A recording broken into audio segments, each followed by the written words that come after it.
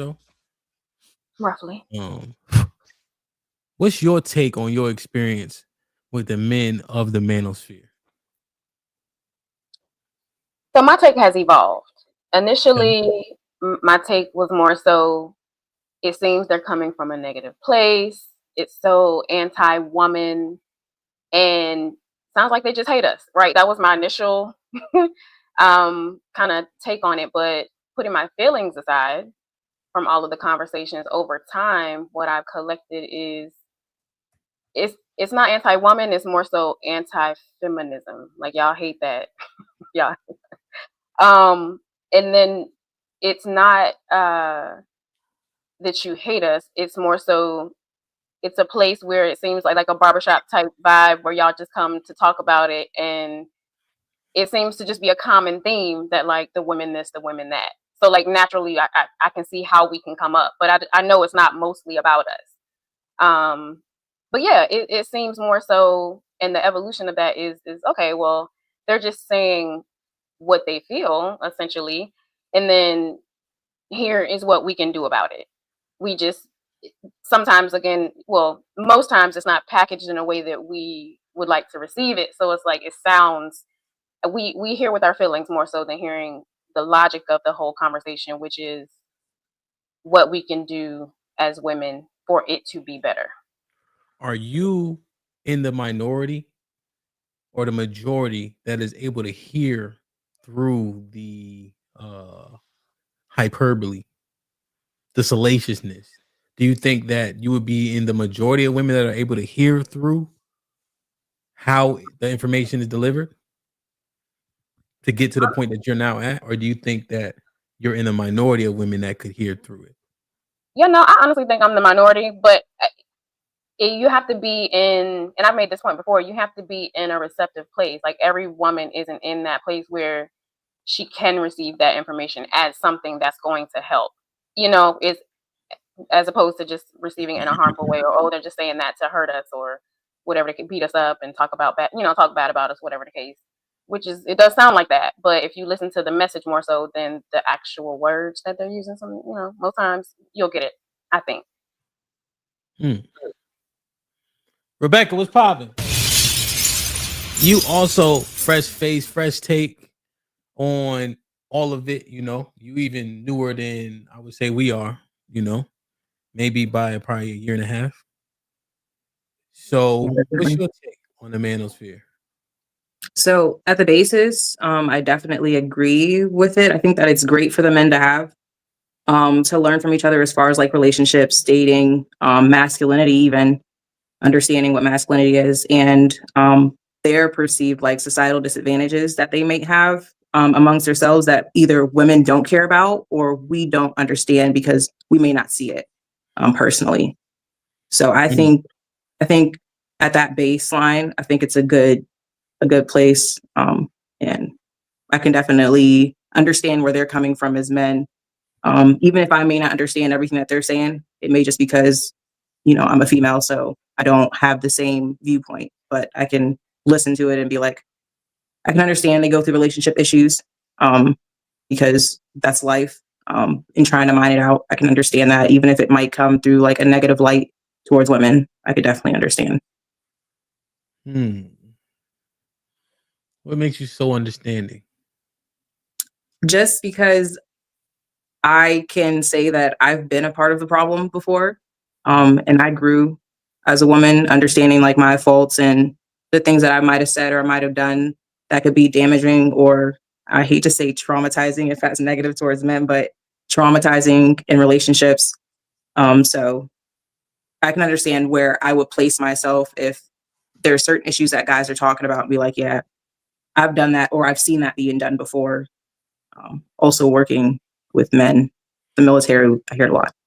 So it's like, okay. So when you're hearing a conversation, even if initially it could be offensive, you don't take offense and you try to make sense of what's being said? Yes. Is that a fair expectation for people to have to do when listening to a conversation? I don't think it's a fair expectation. I think it's a mindset that you have to have. You can't expect somebody to act the way, like I don't expect anybody to be like I am, minding out through whatever isn't aimed towards me. So I don't think it should be an expectation, but that's on self. I don't think that's something that I should force somebody to understand or expect from them. Okay. Okay. Do you think you're in the minority of people willing to do that, specifically women? Yeah, I think I'm in the minority of minding through that. Saw what's popping. What's up? What's goody? Same question. What's your take on the quote unquote manosphere? I'm still learning about it. From what I gathered, I feel like it's a safe space for them to be able to express some of the negative things that they went through. Um, I feel like they work on a lot in regards to like self-correction and like just trying to better themselves to be able to find, a suitable partner. So like I fuck with the mission. I just feel like sometimes the loud negativity just is so loud that's why it gets like I guess a negative connotation. Hmm. I mean, you say it aloud, right? And what it is the loud is probably the most popular. Yeah.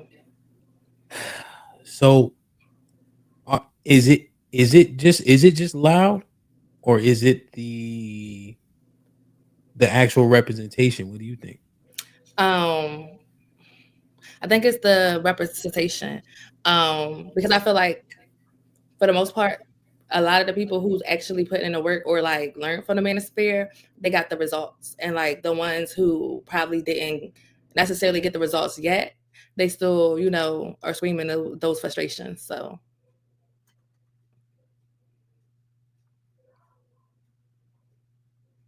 you on mute. No, I said okay, okay. I'm just okay thinking about what you're saying. Tiff, you there? Tiff said she's talking to somebody. Okay, okay. Lex, what you think, man? Um, when I first came on, like really listening to YouTube was about 3 years ago. Like that's when I actually was listening to podcasts and different settings like that because I never really looked at YouTube for that type of information. Um, at first, when I came across, I was like, this is interesting. Like because I don't feel like some of the frustrations that were put out there was something uncommon or something I had not heard before. Um, but then it's like the algorithm, you watch one person that seems so rah-rah, and then it just gives you a buttload of rah-rahs afterwards. And then it gives you this, then you're in this mind frame like, oh, all these ninjas feel like this. But there is a good sector of it that gives out valuable information, and it's really about male improvement. But there's a majority that's just like covering everybody else, even though it seems small, but it's so big. And that's my take on it. And shout out to 2K Lauren. She gave me that word majority today. Do you think so? In terms of the improvement stuff, right? I remember I did a stream on entrepreneurship, and that was probably my lowest viewed stream that wasn't impromptu. So, like, if I hit the live button on the Sunday, right, it might be kind of low or whatever, right? Or if it's an off day, or if I do members only, right, just because it cuts off, 60% of people or so, right, that don't have a membership. Um, but when I did it on entrepreneurship and it wasn't salacious, when we did it on the airplanes falling and we had engineers up here actually talking about, how planes land, don't land, helicopters, propeller, all types of stuff, right? Lower, much lower by probably 50% in the chat. So when we talk about the content as positive, like, are we kind of just saying it as a formality? Because we know that the positive stuff generally doesn't get a whole bunch of reach. And here's the thing about people asking for positivity, Lex. I probably have right now in my inbox, and Callie can attest for the risky inbox. And I probably got 50 unread messages, and I guarantee it's people giving me suggestions, and ain't none of them positive. and not to say they're negative, but they're like clips of things that are happening, you know, people with bad conduct, things of that nature. There's a one clip that I had actually reposted was the boy who's autistic. He just got into Morehouse at the age of 13. But guess how many people sent me that one? None. Wow. Right? But guess how many people sent me the fat statue lady? 10. With commentary. Right? But it's okay. It's all okay. But just, you know, because I know we are acknowledging that there's a segment, you know, but who really paying attention? Right. But that's how you get jaded with thinking everybody is rah, and that's what I'm saying. I can't remember who I was watching or something that changed it up a little bit, and I started seeing, and like you said, there's those videos that I saw, it was like a small number of views, like they were, and people and dudes in the comments calling them names, oh, you a simp, and yeah. You just got to find it. If you want the good information, you got to find it. But I think a lot of people are comfortable listening to the rah-rah, the men and the women. So. Tiff, what's popping? You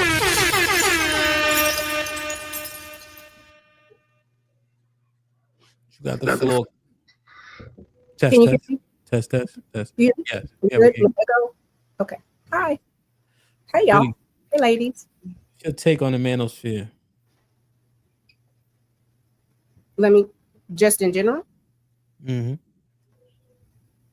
Pros, cons, effects. Residual. I see the need. I sometimes worry about how the message is given and who can hear the message, and if enough nuance is being placed out. I do think that men should have a place where they talk together, where you should just be men, like y'all talk about the barbershop talk. I also wonder, like, well, when I was taking my son to get his haircut, like, it wasn't that. But what I've learned is y'all will modulate for when we're in the room. So sometimes I'll take being able to look and just see what men really think. So it's a good place to like data mine, because there are a lot of different points of view. And then for the points of view that I find curious, if I know that person, like I'll reach out and be like, why'd you say that? Or like, where'd you get that from? But I do think it's necessary. Do I think everybody is in it to help men? No. I think some men genuinely want to help other men develop, grow, get skill sets. I think other people have seen that there's a level of financial gain if you're willing to have certain talking points.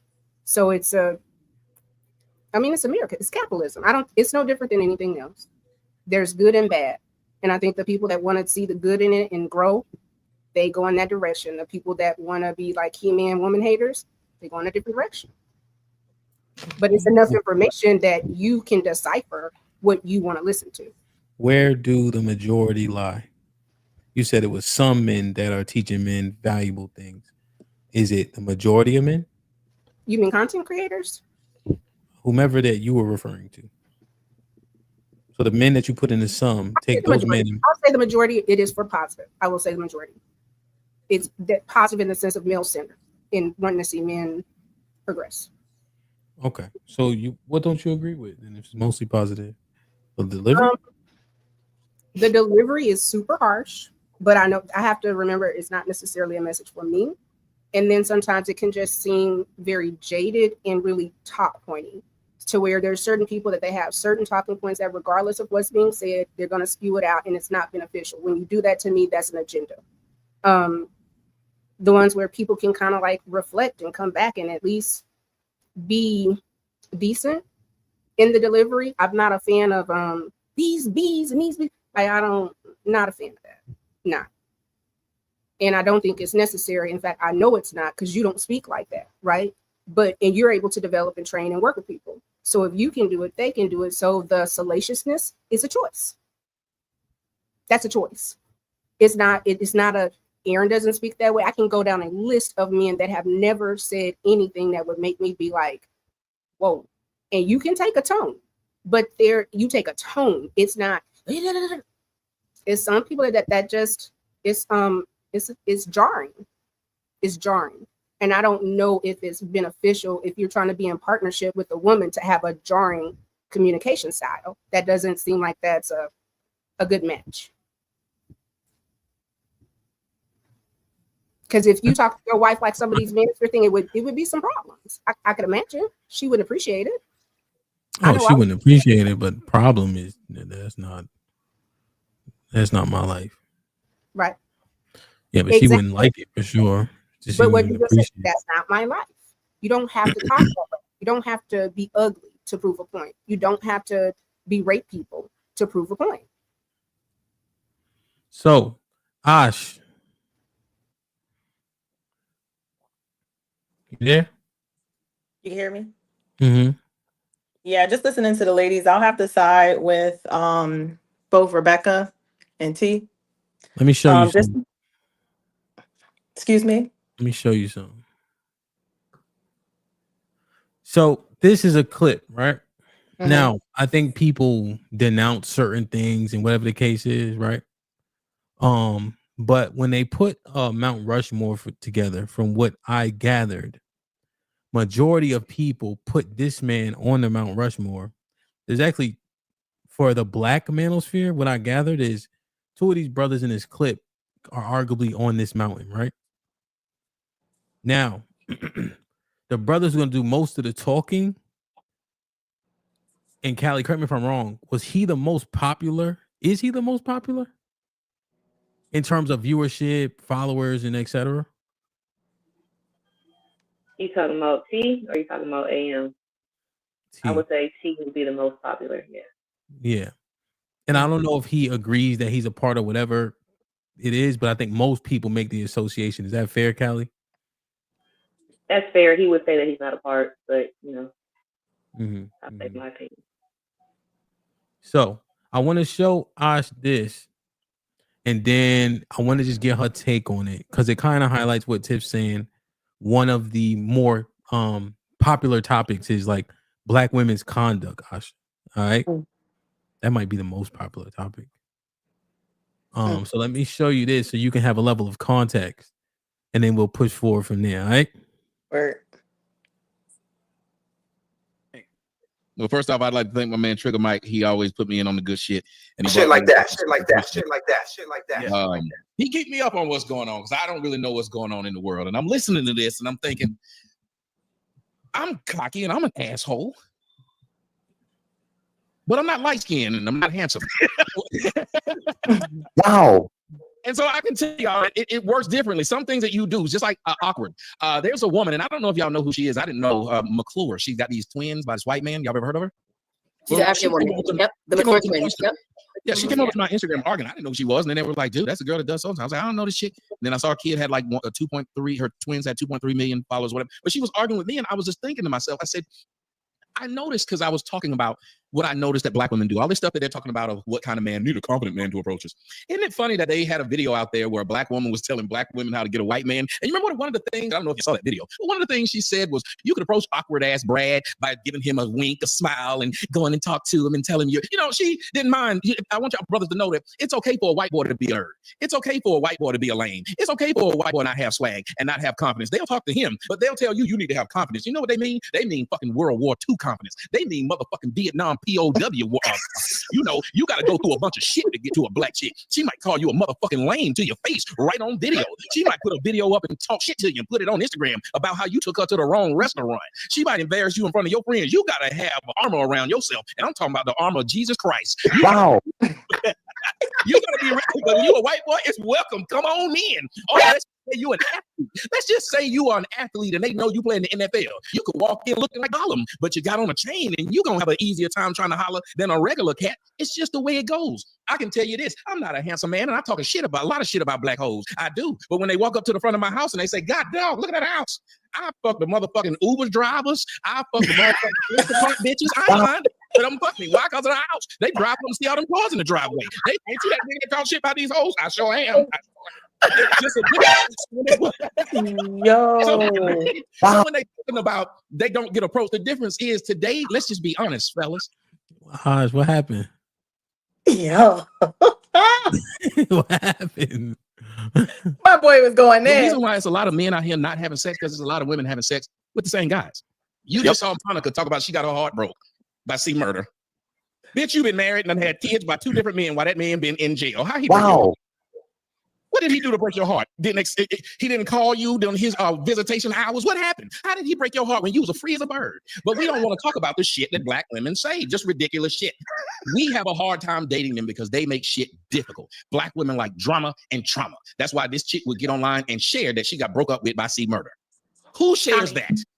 Tommy, can I ask you, just because this is my first time meeting you, how old are you and have you been married before? I am 47 years old and I've never been married. Okay. I'm assuming you're not in a relationship. Oh, no, I am. Okay. How long have you been in a relationship? Like today I was talking about Georgia and said Georgia should be in the How long have you been in a relationship, Tommy? Hold on. I would say 3 years.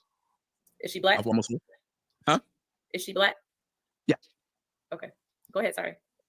I was talking about the University of Georgia today, and I said Michigan ain't that damn good, and Florida State should have been in the playoffs. So somebody said, "You Georgia fans are just butthurt," and I stopped him. I said, "Sir, I went to Georgia Tech. I hate Georgia. The only difference is I call shit down the middle." So I love it when people, and y'all notice it's one thing that black women tend to do. No offense, man. But you asked me about my life, and I didn't ask any of y'all about y'all's, and I don't give a shit. We're talking about something. If it makes sense, it makes sense. You ask me if the woman I'm with is black, because the same guy say can't be with a black woman. Well, yes, he can be. Matter of fact, a lot of times when you talk shit about roaches, you know how you know so much about roaches? Because you have them. You know why you talk a lot of shit about a lot of shit? Because you know what it's like. People who eat bologna know what the fuck it tastes like. So if you listen to them talk about it, well, it's because they've had it. So a lot of men who talk about black women in a bad way, a good way, or indifferent way, it would be some shit if I sit up here and talked about white women. Then you said, "Have you dated a white woman?" I said, "No." Well, how the fuck would I know so much about them? I know a lot about black women because I fucked them, dated them, and fucked some of the damn Instacart drivers. I like some of them white Instacart drivers to drop their shit off and be impressed by the house, but they don't. But the black bitches, yeah, that's something. They don't doing that shit. They don't. Let me tell you something, ma'am. I've had more black women put their lips on my dick than they lips on my dick. That's not a lie. And I'm not the only black man that's had that happen. There's a lot of black men that's had more black women suck their dick than. Do you have a question for us, sir, Mr. Sotomayor? Do you have a question for us, anyone on the panel? Excuse me, I'm sorry. Is there a question that you have for us? Do you have a question for any of the women on the panel? No, ma'am. I'm just talking. You just want to come up here and just talk? I mean, I'm just you just want to come here and just talk. Hold on a second, ma'am. If I pulled out my dick and started pissing, would you ask me, am I pissing? This is what this is turning into tonight. He just came up here for the dick riders to keep dick riding. That's what it sounds like. Yeah, this is. Ash, you there? Yo, comedian. But I mean, I would say some of the things that he was saying was very was defensive, and you could tell in some of the women that were on the actual panel. Offensive? Huh? Offensive. Yeah. Yeah, some of the women that was on the panel, they were kind of saying some of the things he said were offensive. Yeah, offensive to some of the women that were on the panel, especially if that's not, if they don't have those type of characteristics within them. But you can't. Majority of women don't carry those same type of traits. So if them the type of women that he's encountered, he's giving you examples based on the type of woman that he has encountered, and he's not lying. Like if that's what he been exposed to, then that's what he's been exposed to. But you can't be upset about what he been through. So I mean, I'm kind of 50-50 on this because ain't no 50-50 on this. Might be risky. Oh damn, this is risky then, because I mean, a lot of the stuff that he was saying is true. Like, I mean, I live in Georgia. I see a lot of women that will go after someone that got money, got chains hanging from their neck and all this extra kind of stuff, and they will bypass like someone that just looked like a nerd.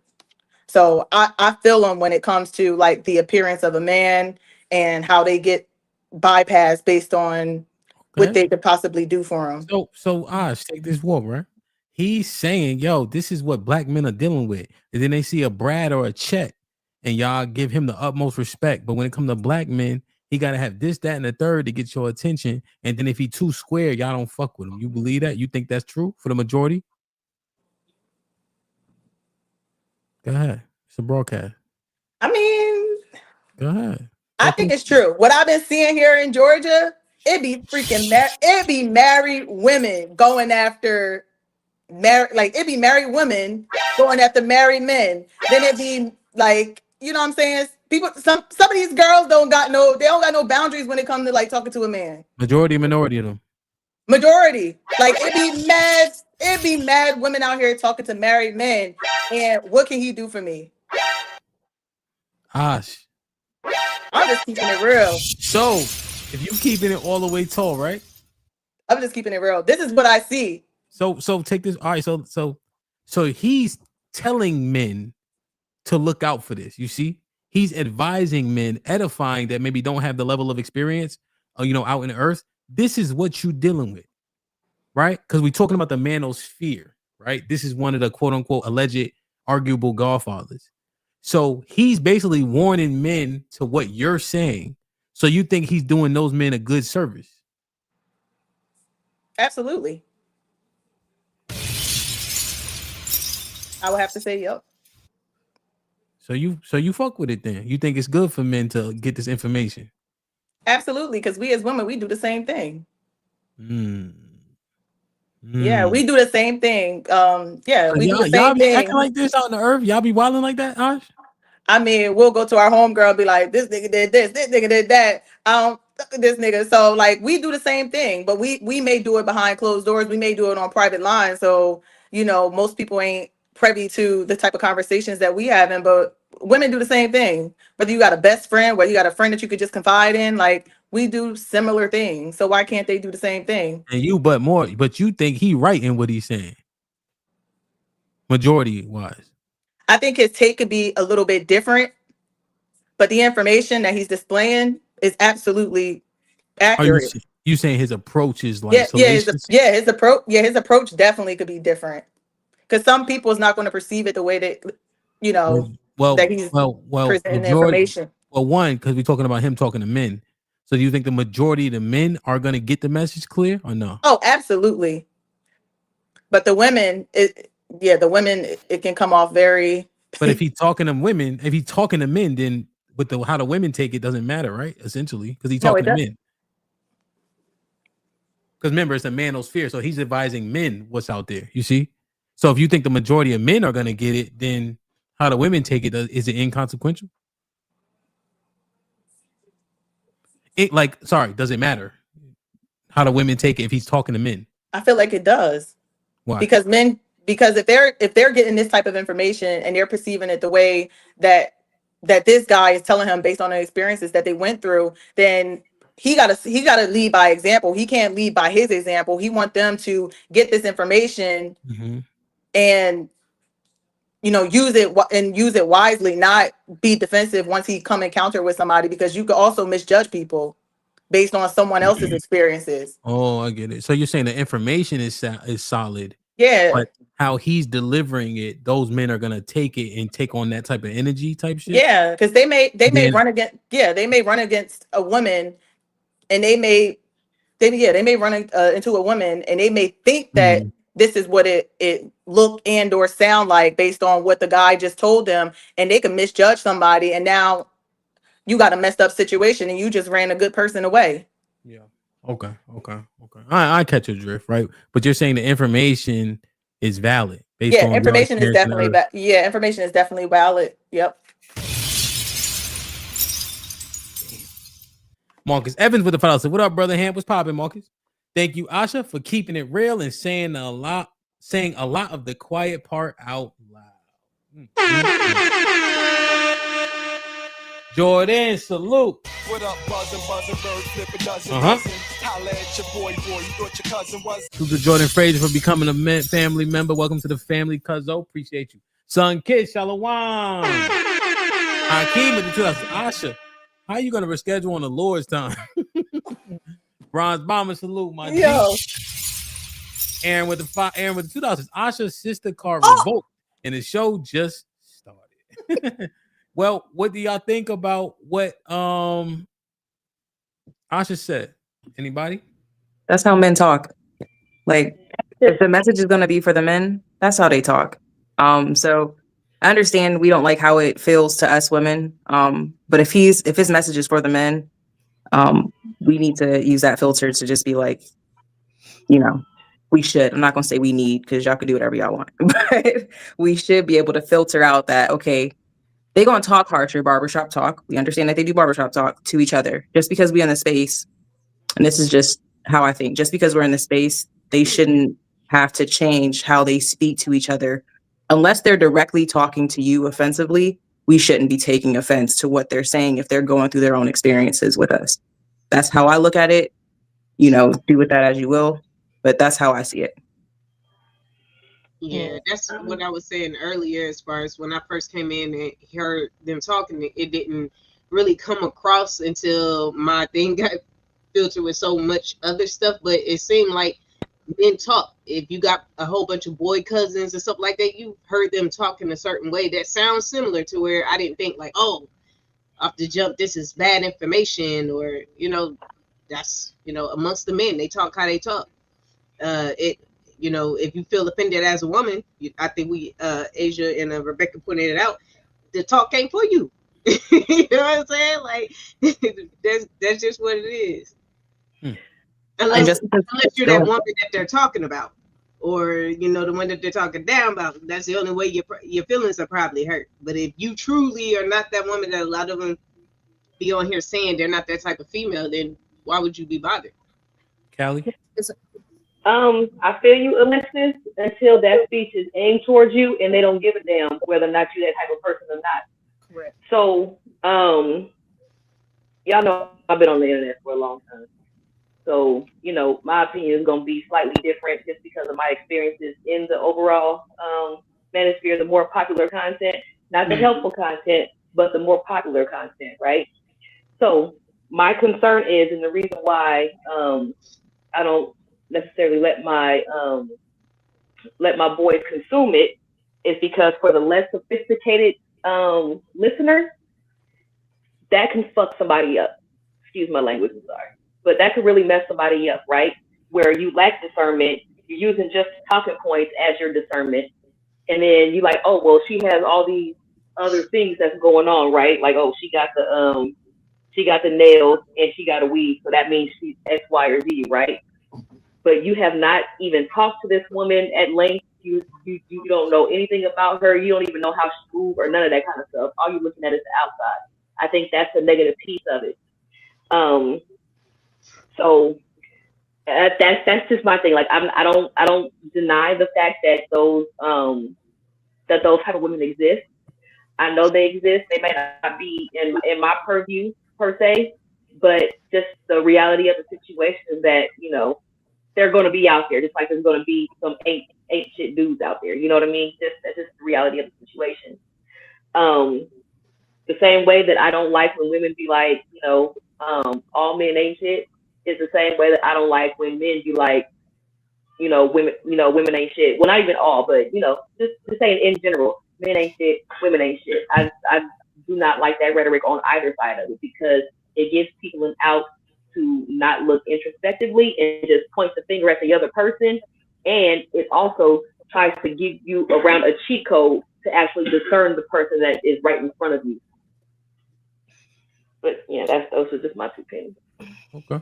But you like to think that they have discernment until you actually are not the person that they're talking about, and they treat you as such anyway. Okay. I was speaking from a point that was more like when we first heard it. That's what I'm saying. Like when I first came in, this is my thinking. Like I heard the stuff and I was like, hey, if it don't apply to you, and plus, like I said, I had men in my family that I heard those type of conversations. So that's my first. But I understand what you're saying. I've been in it long enough now to where, I can see how you can feel uncomfortable about a lot of things that are said.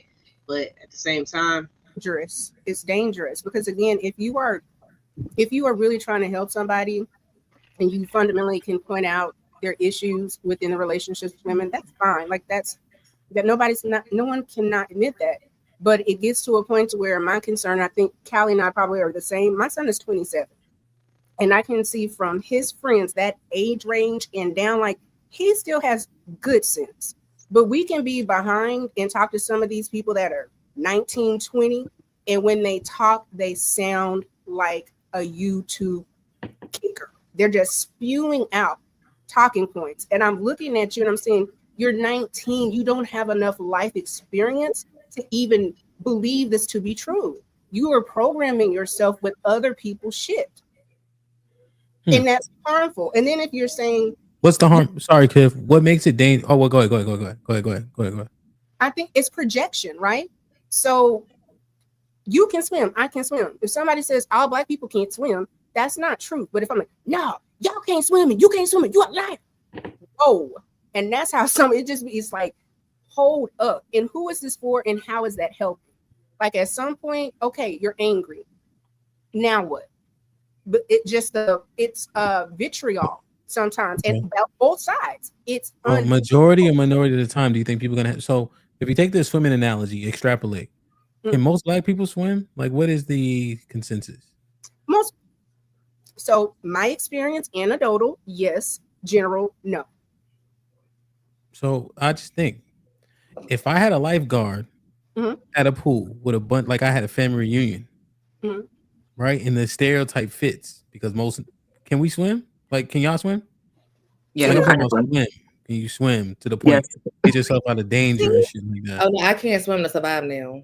Yeah, against the current. Can you tread water for 2 minutes? I'm talking about swim. Wait, so who says yes? Tip. I'm asking. Let me finish asking. So Tay said no. Sword said no. Callie? No. With the comb and all. Lex? Well, actually, I can swim, but just not to survive. I can swim. Rebecca? Yes. Tiff? Like a fish. So 1, 2, 3, 4. 1, 2, 3, 4. So it's 50%, right? And I think, hey, put a 1 in the chat if you can swim. Not fucking and on a 4-foot pool, you hold your breath and you be under and you get halfway past the 12-foot pool and think you can swim. Put a 1 in the chat if you can actually swim. You can tread water for 2 minutes, actually swim. Put a 2 in the chat if you can. I just want to see. Can you say that I can Navy, swim if I can tread water, but I can't down no current? Can I half swim? I was about to say, cause like, yeah, I could do that, but like, if we out in the ocean, I ain't gonna make it. Open water. Oh, yeah, no. I need a cement bottom. Yeah, I'm done. Okay. Yeah. So I'm just looking at it. I guess my point is, I'd rather that lifeguard Tiff at the family reunion assume niggas can't swim. I'd rather him assume that than be out here like, fuck them stereotypes. And it looked like somebody's treading water, but they really drowning. But nah, I'd rather him make that assumption. So I guess I'm saying that to say, if what Asha's saying is true, and that's what's really out here, would you almost have the young boys learn like, yo, it's diabolical out here? Or do you teach them like, oh, I don't believe all the stereotypes, and then they get hit with a fucking honey bun? You see what I'm saying? Like, what would you? What I would say for edification in 2025, in being within the community and listening to single men talk, and also see how some of the behavior is. I've had to swallow a lot of nobody would be like that. It's like, nah, it's outside is wild. And instead of my natural, no, you're lying on women, it's just like, nah, he's probably really experiencing this shit because it's like the wild, wild west. And I also be like, girl, you've been out the game since 2007. So I have to, everybody not lying, right? Like every so Tiff, I guess reconcile what you're saying with the it's dangerous. So I think it's okay for it's a yes and right. So can you say like I don't want to hear you be like these bitches ain't hoes? Like, can you say that women can be diabolical? Absolutely. Can you also say like, hey, it's not your life experience, so beware, women can be diabolical, but also have an open mind. Be willing to do this dating and have your own personal experience, not other niggas' trauma. If you get a trauma, got you. You talking to me about somebody else, that's concerning. Damn, so you're saying make sure he put his hand on the stove. I didn't say that. Well, so if I say, yo, Sean, that stove is dumb hot, dead ass, bro.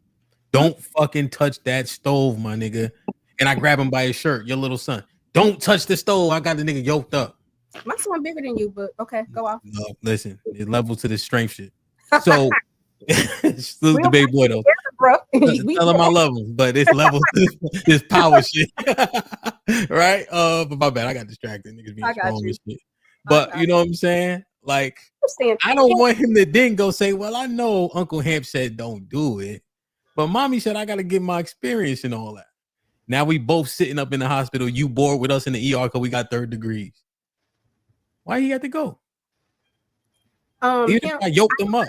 I am willing to say this. What I do know is there comes a point in a young boy's life that a man needs to take over, and I have to just the things and information that you're going to give him is what you've lived.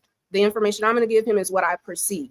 So it ain't my jam. I don't want to hear it. I do think it's volatile. I think it's vitriolic, but I would rather a young man be prepared to know just what's out there in the world, or as you say, in the earth. But I also just don't want I don't want it to be this jadedness, this lack of appreciation for women. Well, but how do you, let me ask you, what do you think about Asha saying, yo, and she's in the cities, right? The major ones, Houston, Atlanta, DC, New York boroughs, right? She in one of them so most black people live in DC, Atlanta, and Houston. Okay. Right? Just every 100,000 people. It's a lot of black people. She in one of those 3 telling you, yo, the women there, it's nasty work out there. How they conducting themselves. Jay Lynn said on the panel, Rebecca was there, right? I think Rebecca agreed. Most women are diabolical. That's what they said, Tiff. That's what they said. Rebecca, Asha, Jay Lynn, 25, whatever, Google Gaga, right? Right. No, and I 35. I have to accept it. I have to. 35. Rebecca, you as old as me? No, you young. You 32. I'll be 32 this year. I forgot how old I was. That motherfucking Bible boy. That's why that's why niggas can't beat me. I can memorize shit, right? So, like, yo. So, Tiff, if they saying it and they outside, and you know what? I have to say, wait, but I need you to reconcile what's dangerous if they're literally saying the conduct is unbecoming. That's what we're trying to understand. If you think it's so dangerous, fine. I'm just wondering as we have the conversation, you know? I think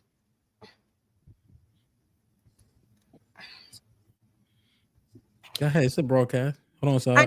I wanna parse out the words. What I will say is that I have to accept the reality of what cut my life into pieces. That's what you want niggas to do. Commit.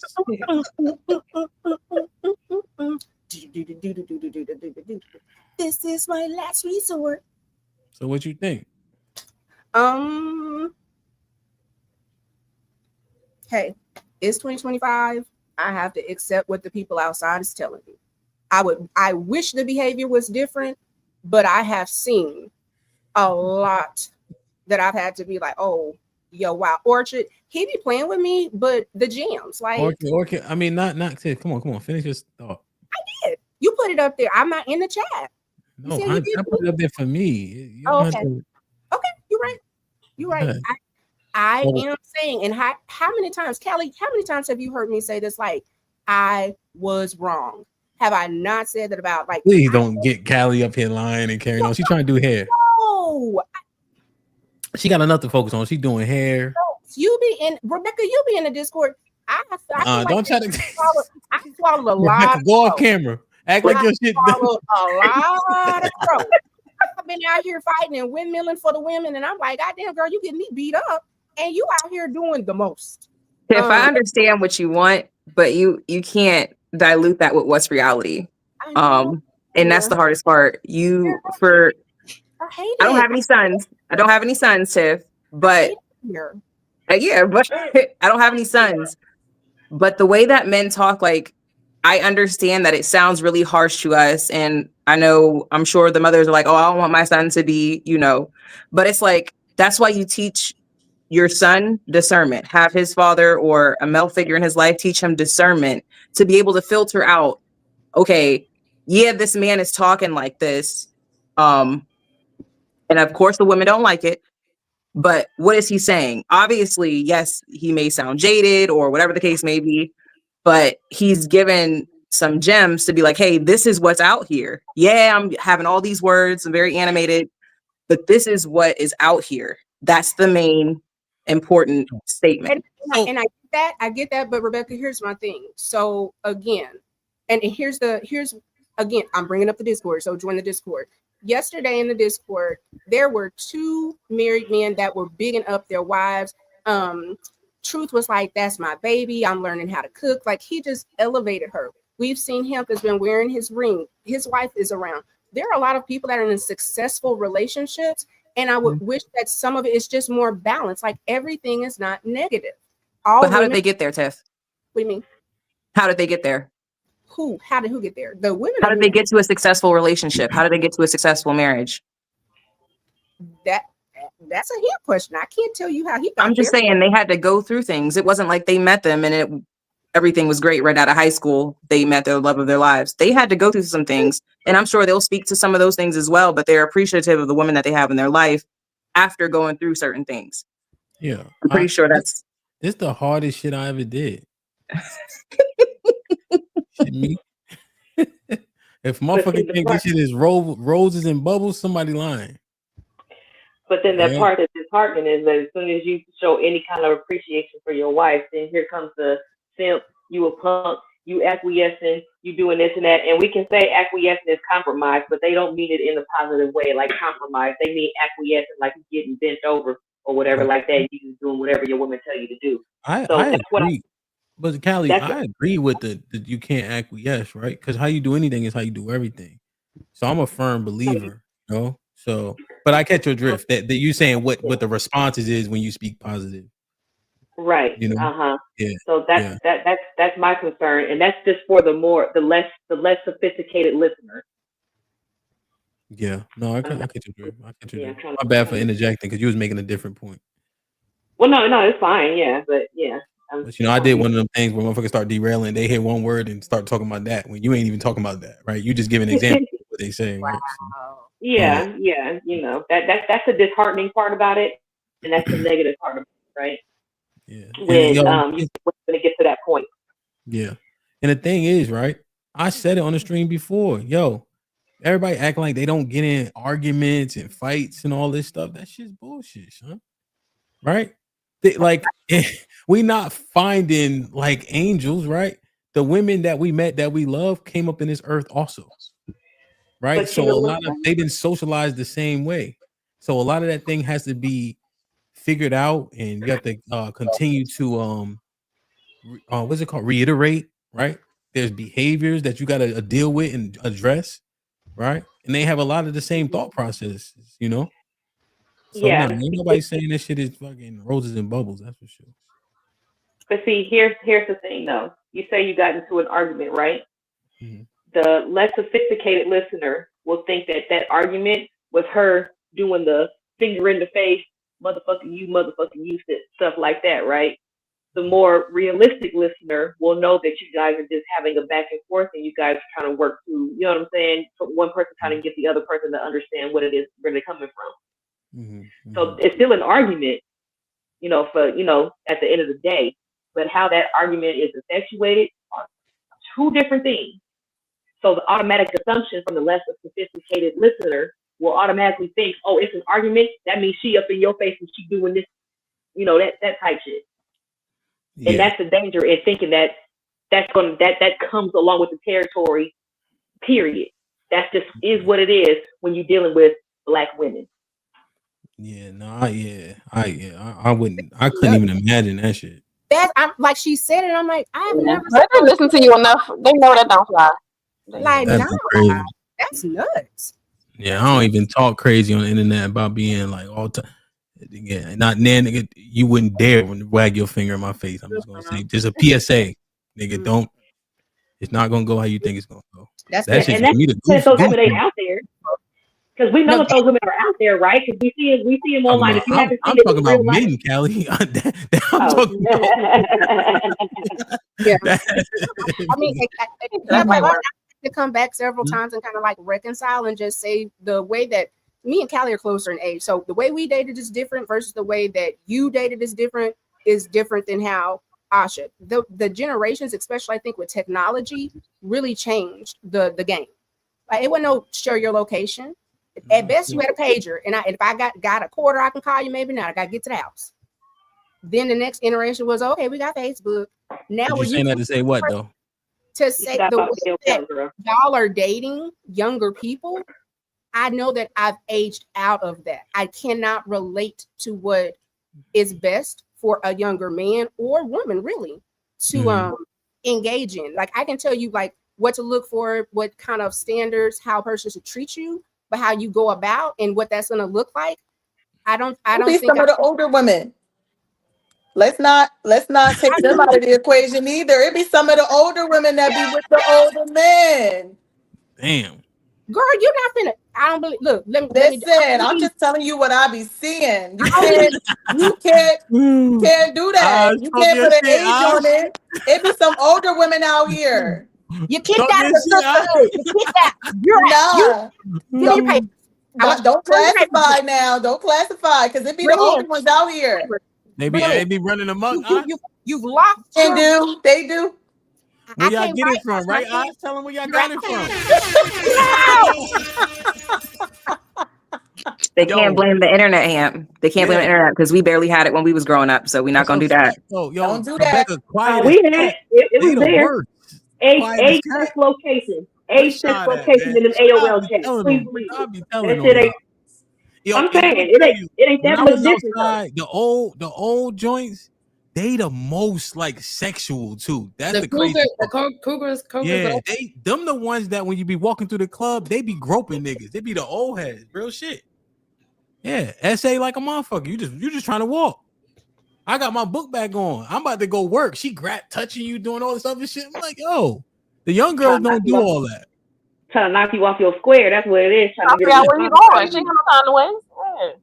Oh, for real shit, yo. She old and she don't give a fuck no more. That's what that is. Where you going? Hey, where you going, young blood? Go ahead, Saad, talk your shit, man. What's up with these old heads, Saad? Yo, blood. They were ready to bust it down.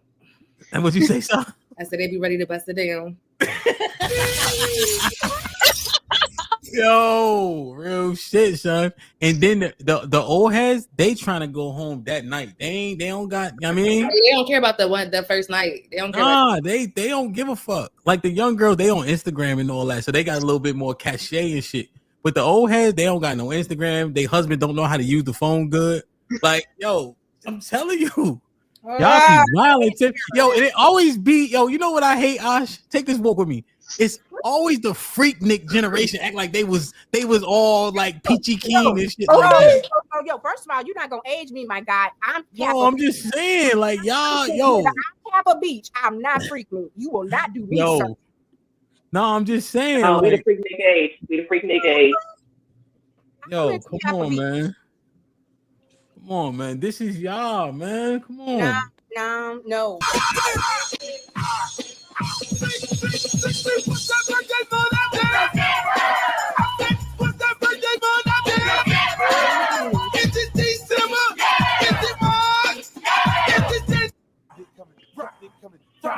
Hey, that's my shit. Can't be coming. We did that for the talent show in high school.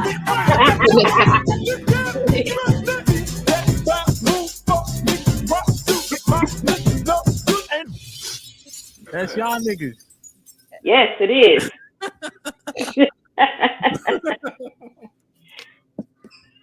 I don't know anything about those songs. Never heard. And who was that artist? Was that a new artist? Is that new music?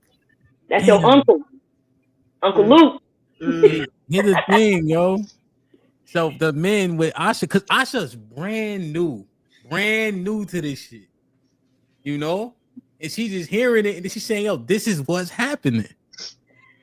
Like, and her take is fresh as hell. You know what I'm saying? That's the part that we gotta listen to. So it's like, what's next? Like what? If she's saying that's what the Manosphere teaching, then that's solid. What do we do with that? Or does anybody agree with Tiff where people will take the most salacious things and then duplicate that behavior? Well, Asha kind of alluded to that. Duplicate the behavior and the delivery, and you think the majority are going to swing that way. Pause. And adopt the delivery, the functionality of it, or they're going to take the information, apply it so that they don't get hit with a honey bun. Now, I do leave room for, men to be capping on the internet with how they talk, right? They got to start acting like gorillas and beating their chest and all that kind of stuff like that in front of other men. Right? I get that part of it. But the danger is that you can't tell the difference because you don't know these people and how they operate out there in real life. All you can go off of is what you see on the internet. So, do I think there is a level of capping involved? Yes. Do I think that the rhetoric from a content creator can still be, dangerous? Yes. And I don't mean dangerous like somebody gonna get hurt type shit, but I mean dangerous as far as relationships are not going to come on. We're not going to mesh well because you already have this preconceived notion about me or whatever, and she already has a preconceived notion about you, and y'all don't even take the time to even get to know each other. Yeah. There's no room for nuance type shit. Yeah, okay. I know I'm saying that's kind of what Ash was like alluding to. So what about the combatant part of it? This is what I mean. I'm gonna show y'all a clip. Let me read this. Aaron with the $5 says women want us to change how we talk in the barbershop, but ain't nothing gonna change. Ain't none of them getting haircuts. We don't care what happens at the weave shop. There's weave shops. Like Mike with the $5 says the ladies were just acting as men last week, and they felt the same way as us men. Make it make sense. Aaron with the $2 says so the majority of women are programmed feminists. Bet Life, what up though? Bet Life in the building with the $10 says good evening, Hamp and the ladies. What up? Cut it the fuck out. Ellipsis. So dramatic. Exclamation point. We have the right to speak the way we do and express our grievances without being labeled quote unquote dangerous. Sound like Karen. Fuck out of here. You respond to this too? Well, she kind of reneged a little bit. Not a Karen. Not a Karen. Definitely respect your space, but also respect and can hear when violence is being spewed or things that are problematic. What I will say is this: if I'm in an old man space and I'm a guest in the space, then I have to recognize that I'm a guest. So what I've learned is, when Tiff comes to HAMP on Tuesdays on the POV, because the rest of the week, that's y'all's joint, that's your jam, and I am a guest.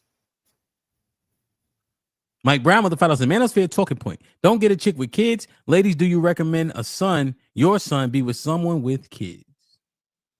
Let's do yes or no. Say you had a son, hypothetically. You reckon him get with a woman that already has a child?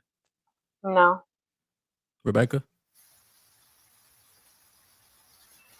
Can't hear you. It depends on how they're raised. You kind of got to vet that situation. A woman with another kid. She got a kid and she got a dad. And the kid got a dad. Again, I would vet the situation. I wouldn't say don't do it. So you would potentially give her a chance. So you say yes then? Yes. Mm-hmm. Saw it? I wouldn't recommend it. Callie? Use your discernment. What's the situation like? I wouldn't make a blanket statement like that, no.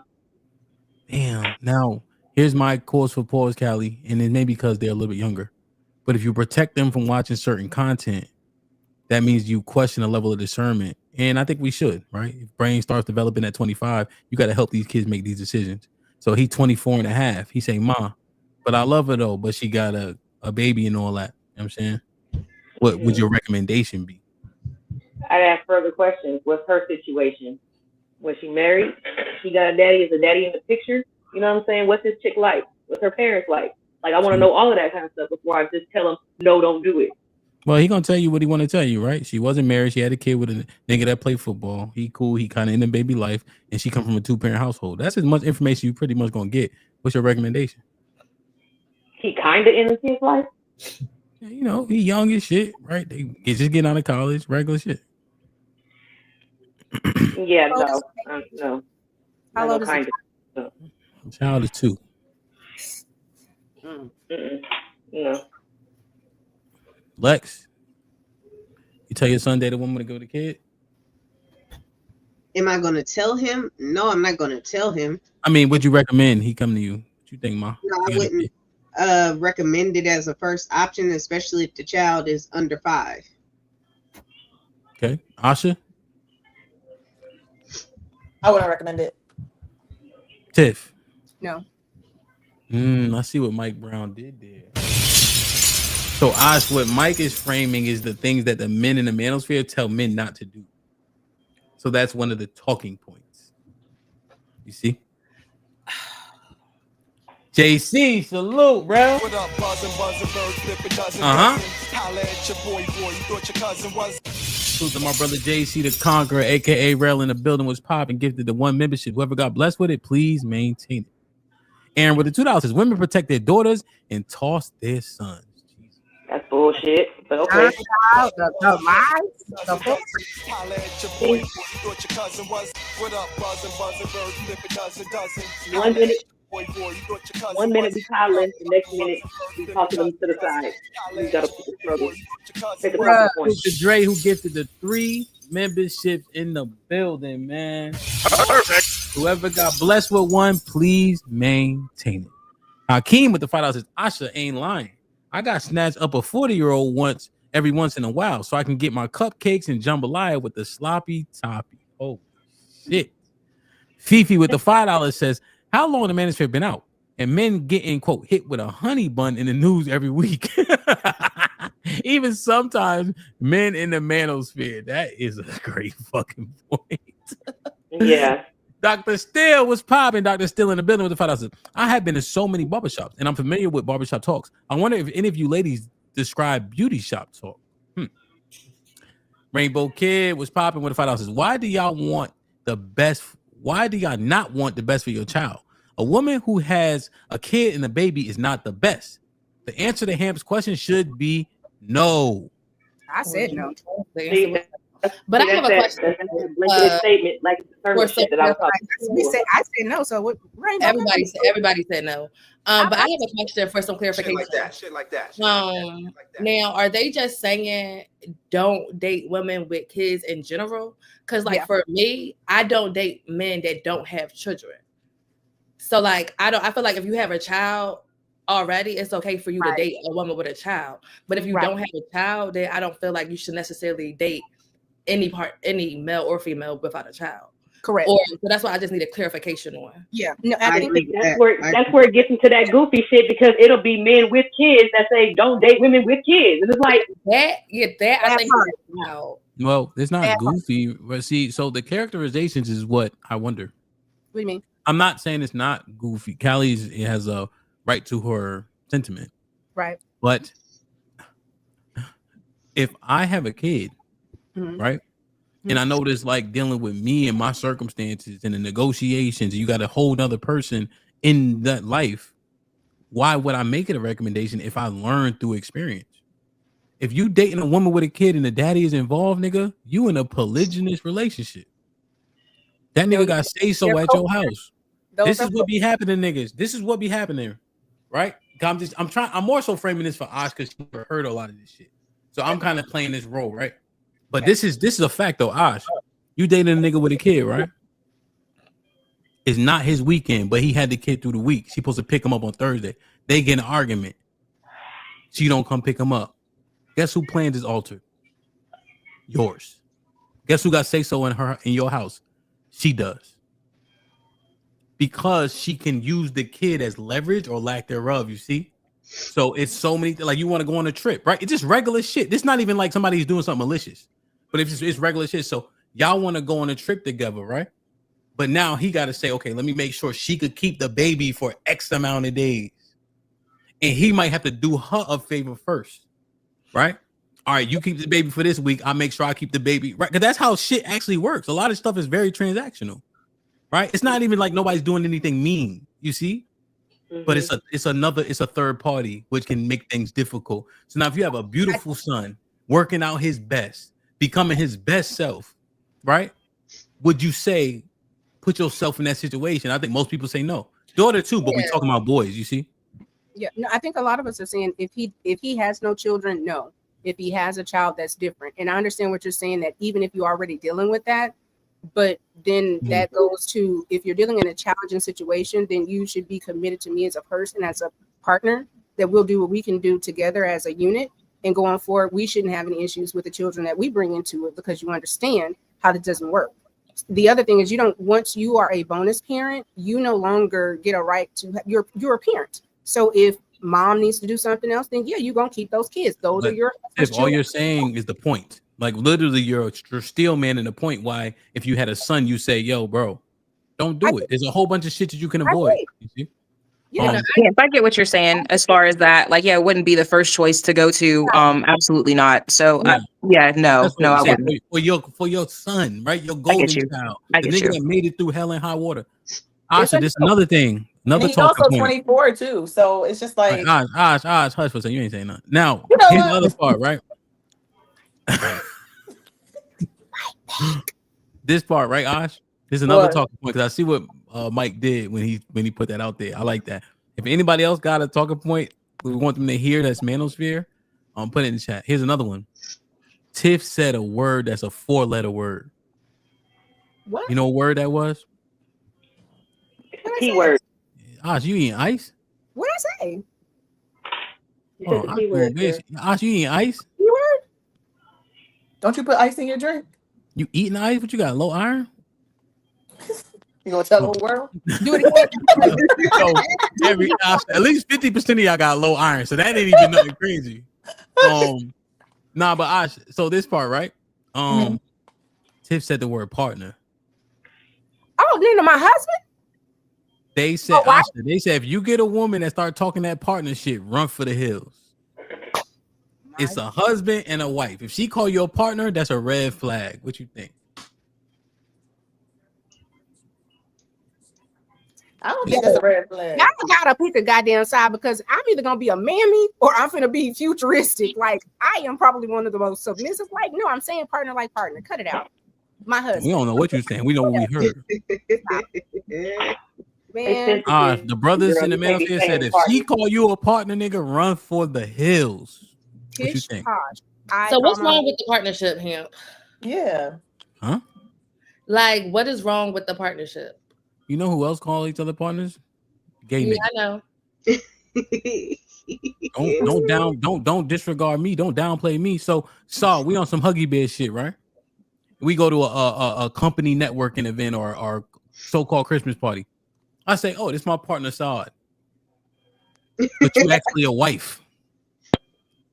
You see? Can I introduce you as a partner? It depends. Put him in the fucking bedroom. Get him out of here. Come on. You want me to do it for you for the what time? Go ahead. Keep my partner's name out your effing That sounds crazy.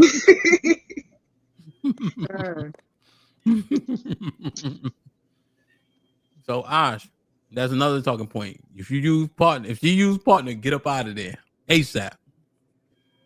I mean, but what if that is your partner and y'all not married? Like, is that still wrong to call your boyfriend or your significant other your partner and y'all not married?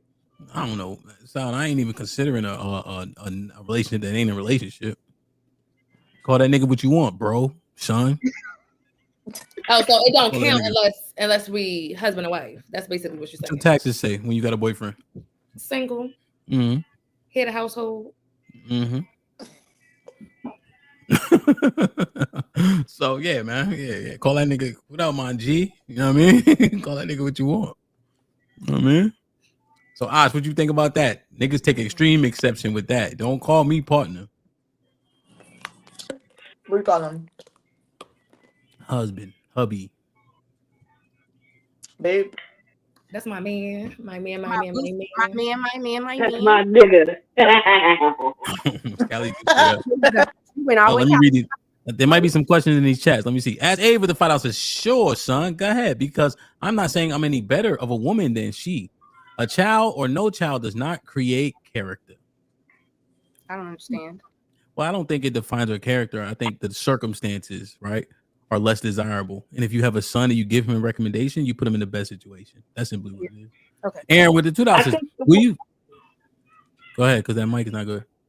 Go ahead. I was gonna say, I think the word recommendation is kind of crazy because you don't recommend anything. You know what I'm saying? Like it's not nothing like that. You don't recommend. I recommend that you get with somebody with a kid. No, it's just more so. Would you encourage or discourage that person from going forward? Because I already met them. Yeah, whatever verbiage, you know. Aaron with the $2. Will you suggest your daughter date a baby daddy? Probably go the same for her, right? Duh. Mm-hmm. Well, I'm not gonna say duh, but yes, I agree. Hi, Miss Valerie. Miss Val, what's up? Miss Val comes in the building with a 20 ball, says hello, everyone. Sure. Miss Val out here Hey, Val. shining. She got a picture now. No, She got her been glasses. looking cool for a I'm about week. to say, I love that picture. I know she looks so Yeah. vibrant.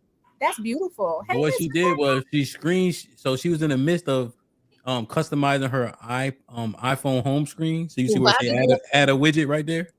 So she was in the midst of adding a widget and screenshot. Why did you have to point that out? Why?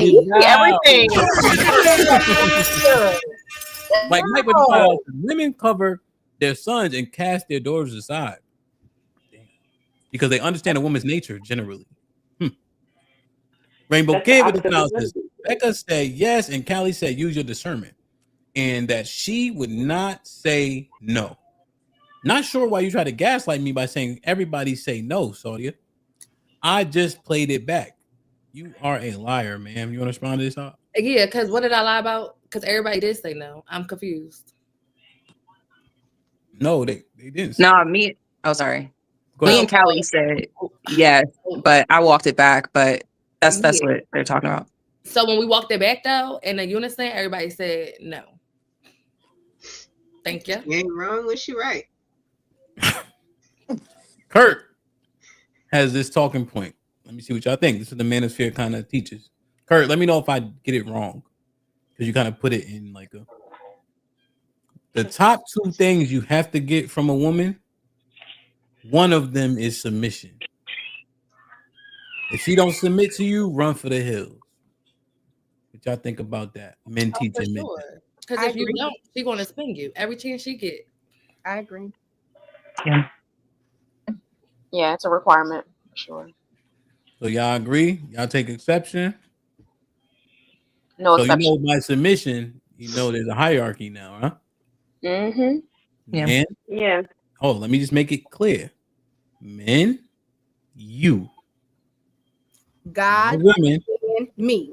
God, man, me. Well, see, that's the thing. The men that are saying it, they could be secular, they could be religious, but they're all saying it. You see. So here's the thing. Men, there are men that'll go God, men, you. Right. But based on the law, statutes, and commandments, we know most men should just be saying men and you. That's what the submission is. Men, Rebecca. Men, Tay. Men, Saul. Men, Callie. Men, Asha. Men, Lex. Men, Tiff. God, man, Tiff. So, what you think? I think he's correct. Yeah, he right. I still ain't say nothing. You don't like that submission idea, huh, girl? It's kind of hard, man. It's not. It's not. It's really not. I mean, it's It's not actually way more fun. Let her talk. Why she can't talk now? Gosh, now they don't want you to talk. Now that they kick you out the sisterhood. She had her time out, and I'm. Yeah, nah, it's not. When people talk about submission and submitting, I think the submission part, specifically for men that are in the word, is harder. The man is supposed to submit to God, and then you also have to be the covering for the wife. The wife is supposed to submit to the husband. So my answering and my covering is through my husband. That's all he was saying, Tiff. You're gonna be underneath your husband. You just submit to your husband. Absolutely. Clearly, we're in a trifold marriage around these parts. Well, that's the thing, Tiff, right? It's easy to put that on there conveniently, right? But then we were talking about the scripture the other day. You said me and you believe in two different things, right? But I was literally, well, no, you don't have to. But when I was literally reading it out of the Bible, you see. So here's the thing. Here's what I'm framing. No, 100%. And you know, everything I say is 99% what it's saying. But the 1%, you on the 1% this time, then, buddy. So this part, right? We can't put the God thing in there because the overwhelming majority, even the men that you think are godly, aren't following the commandment. So you can't put that on them, right? So I'm just using it for how it's used most of the time. You see, Mhm. I agree with you, Tiff, but I'm just looking at the majority. Okay. I So agree. they're not submitting to anything, but that's of no consequence. It's that man that's going to be your husband, and you are the hierarchy is this.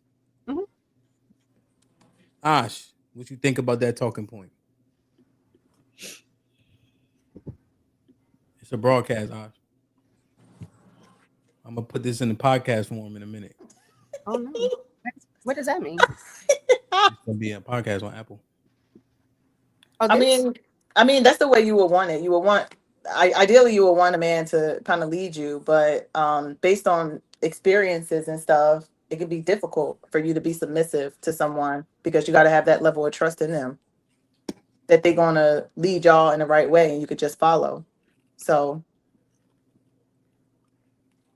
I mean, just like we was just talking about with the men give other men in the manosphere their opinions based on past experiences. Now, if a woman experienced certain things in certain relationships, she's going to be a little bit more taken back to being a follower of a man that mentions that he can lead their relationship.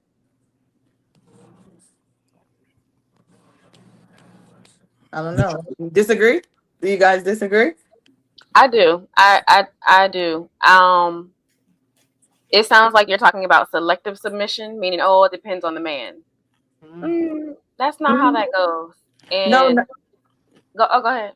Yeah, I don't think it's more so selective. I think it's showing me having some form of security in certain situations to be able to trust that you can lead me. I don't think it's selective at all. No, and I get what you're saying, but what I've learned recently is by him being a man, period, that's enough. Is it? Well, yeah. I mean, I don't know what kind of men you're dealing. Well, I mean, let's think about it. No, let's talk about it because I think so. You don't think so? Nah, go ahead. Talk your shit. Go ahead. I mean, I don't think so. Let me mute. No, because if he's a man, regardless, he deserves what? Your respect, your submission, and all of you, meaning your emotional vulnerability. You're saying a man that you're in partnership with. You're not just saying a man that is just a man. Or a man that is your husband, because that's your husband. So of course you're submitting. You're not just saying. She said respect. She's parsing respect right now. So she said all men deserve respect. All men deserve respect because they're men. Yeah, that's what she said. Men. Like just by existing, like you deserve love because you're a woman, right? So a man automatic, you don't have to. I don't have to get to know him to submit to him. That's my point. If he is a man, then he deserves your submission, your respect, and all that you have to give in your most feminine form. I just got one little question, Coach Tay. Okay, let's go. Come on.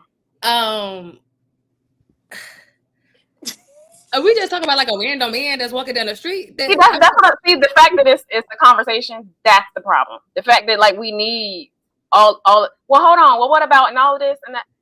Now I'm 100% on like giving like the respect. But like, it depends. That's what you're about to say. But it doesn't. That's my point. That's my point is that it does not. It doesn't matter. Who are we giving submission to though? Because I feel like the man. I'm just I ain't just submitting to just anybody. Like, okay, well, listen. I gotta walk with you on this one because I can't speak for the people. I'm speaking for myself. I know for sure. There's no question. Like I'm not questioning nothing that my man tells me. It's whatever he says.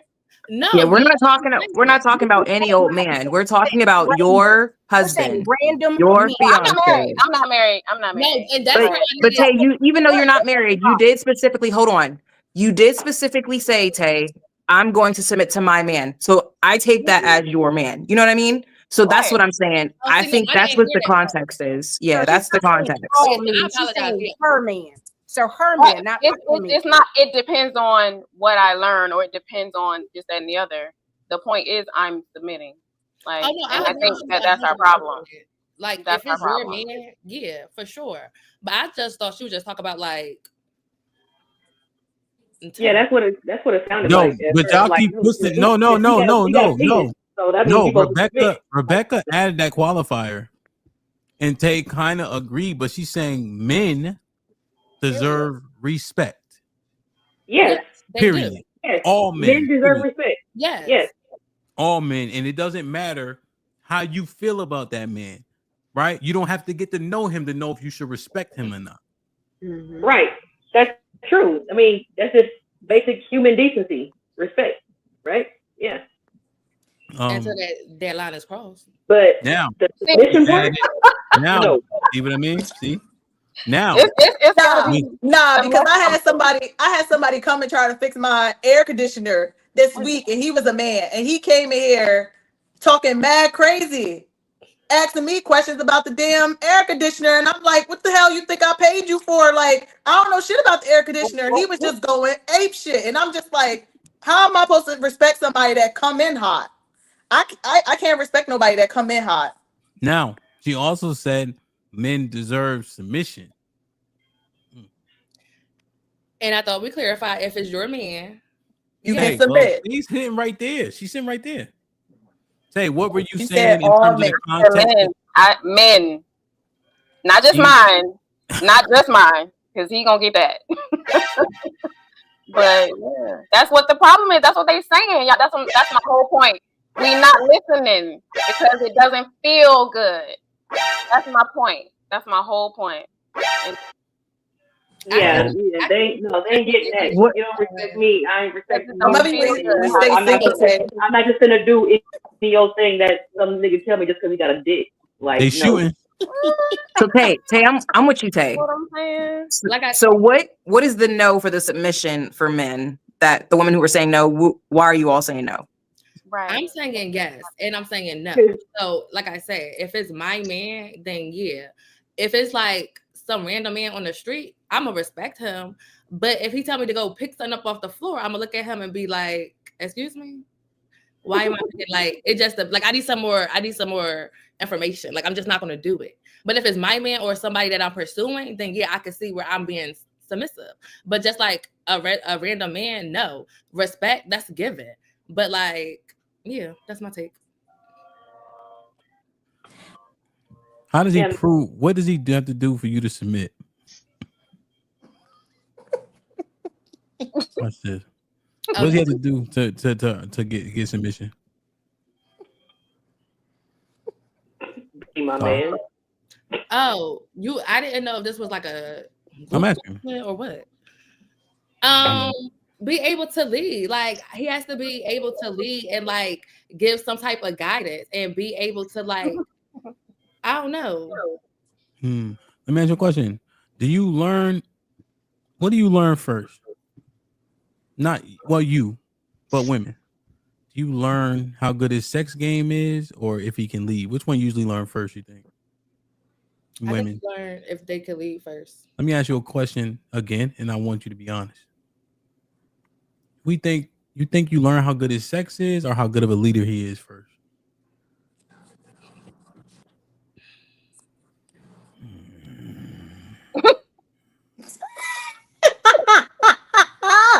It's clear. Go ahead. It's fine. Is this I gave you the We're answer. not gonna judge you. We're not gonna judge you. It's okay. I gave you the answer, so It really depends on where your headspace is. For the most part, Niggas basically, you learn about that sex first. I mean in my old life, yeah. Oh wow. Yeah, the way that this world kind of you gotta make sure they're right. Hold on. So the question was The question is, Oh, you let him put his penis inside your body, which is No. ultimate submission. And then y'all questioning whether or not y'all submits in terms of behavior. Nah, that's energy. Oh my God.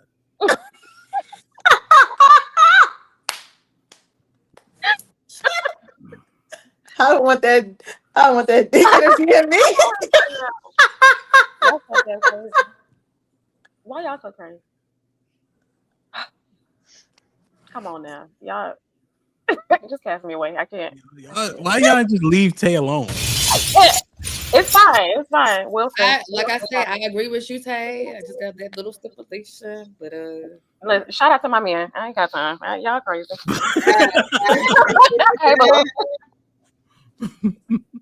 But I was gonna ask because when Hamp was talking to Saad and she said not just some random man, like if you tell me to pick up something, I'm not gonna do it. Like this man, if he says, "Hey, can you get that for me nicely?" You gonna give him attitude and be like, "Hell nah." No, like I don't. That's why I said I'm gonna respect him, but I just need like okay. I just was saying. Hold on. So you need clarification to pick something up like a pen. Oh no, I'm gonna pick it up, but like that's what I'm saying. Like it gotta be context behind it. Like a random. But he ain't telling you what because he may not write with that pen. He just wants you to get the pen, and you go and ask him 11 questions on why he needs. It depends because some people be. Damn, it depends on a pen. Yes, it do because why do you want me to bend? No, she's saying. No, let me help. So she's saying this like, what is his motive for having her bend over and pick up the pen? Emphasis on bend over, right? But here's what actually happened, right? So we'll be like street teaching or whatever the case is. Hey, sister, we love you. Cover yourself up. Nigga, who the fuck you talking to? You ain't my nigga, my nigga.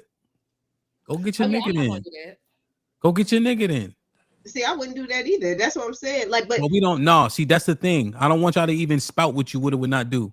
You're walking, minding your business, right? But you uncovered. You know if you scantily clad or not. And then you have a man, right? That look like you, at least by skin color. And you say, hey, who taught you to hate yourself, beloved? Go ahead and cover yourself up.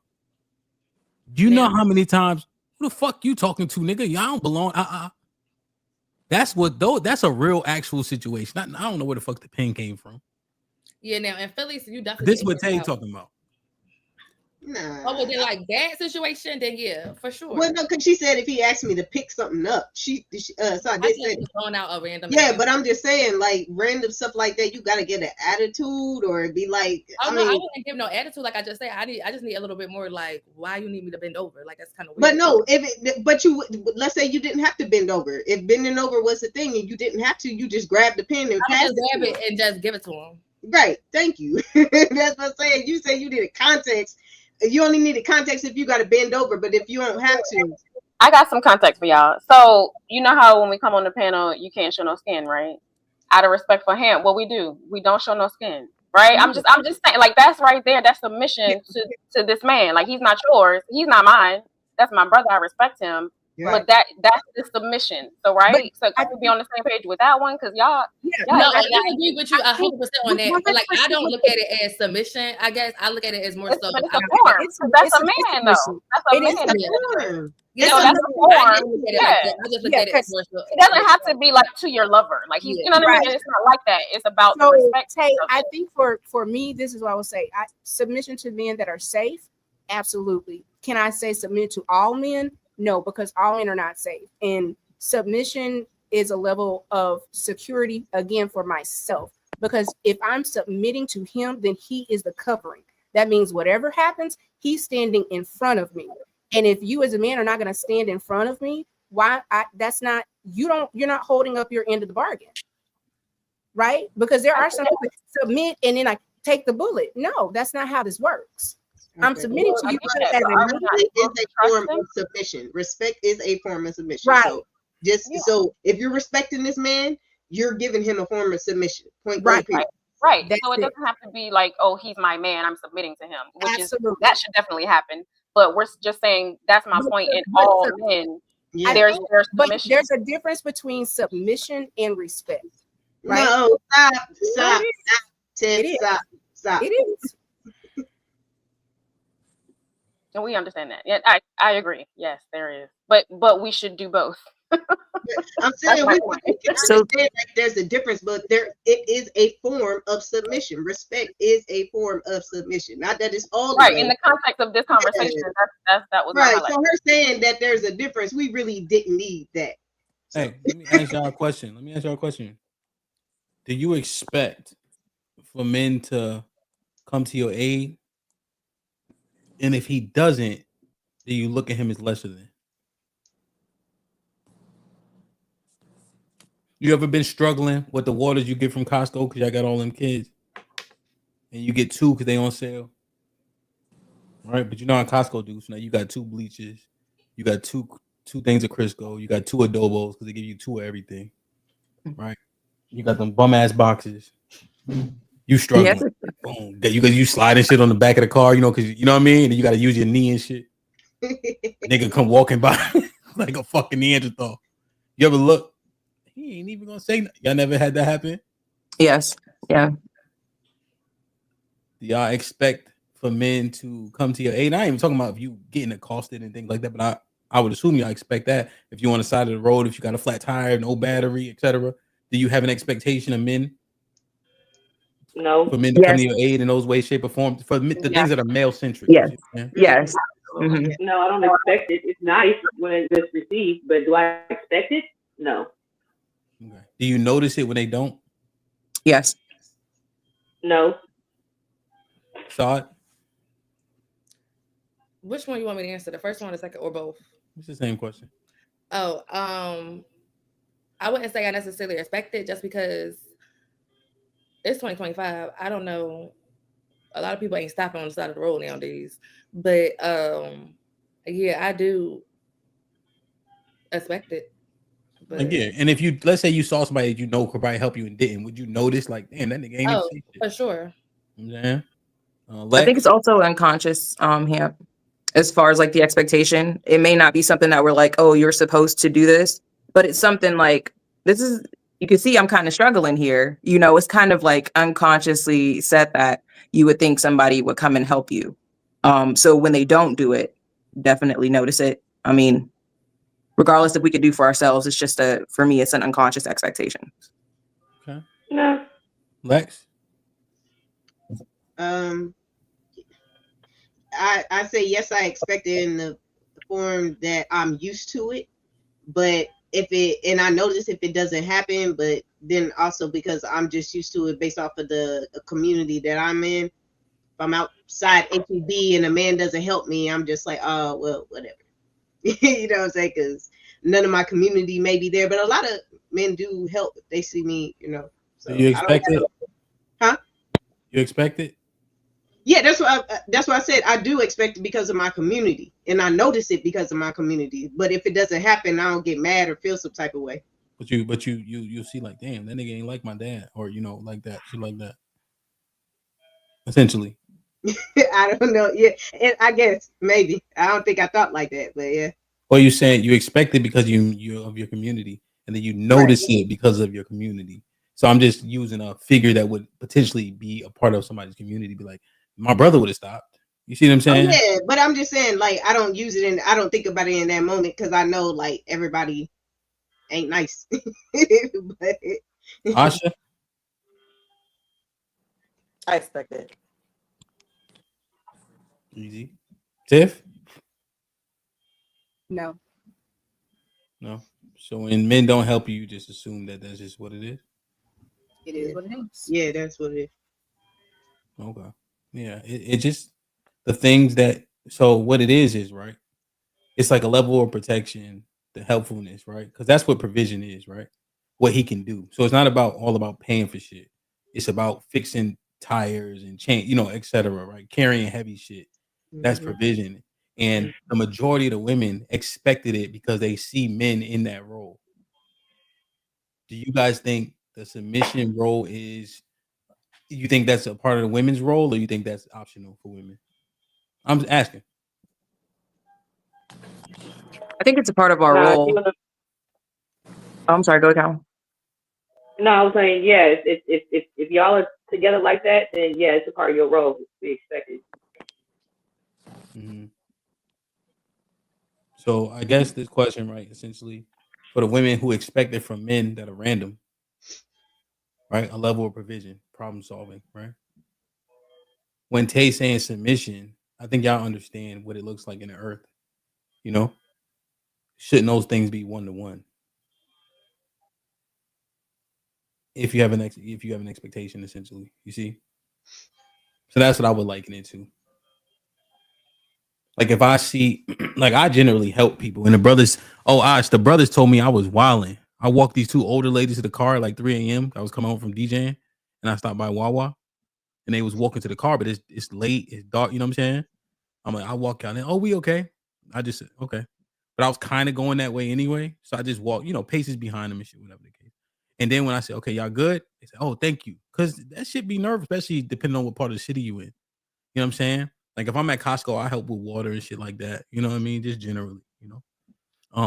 And I hope that men who have women that are tied to them, right, in marriage and things of that nature, see these women in the same light, right? So if my wife was struggling with something, I would hope that married men, right, who have an obligation to provide and protect, would see that that woman need a level of help, and because they do it on a regular basis, it would be normal to them. You see what I'm saying? He don't got no motives. Oh, she got a ring on. She fucked up with this water. You know what I'm saying?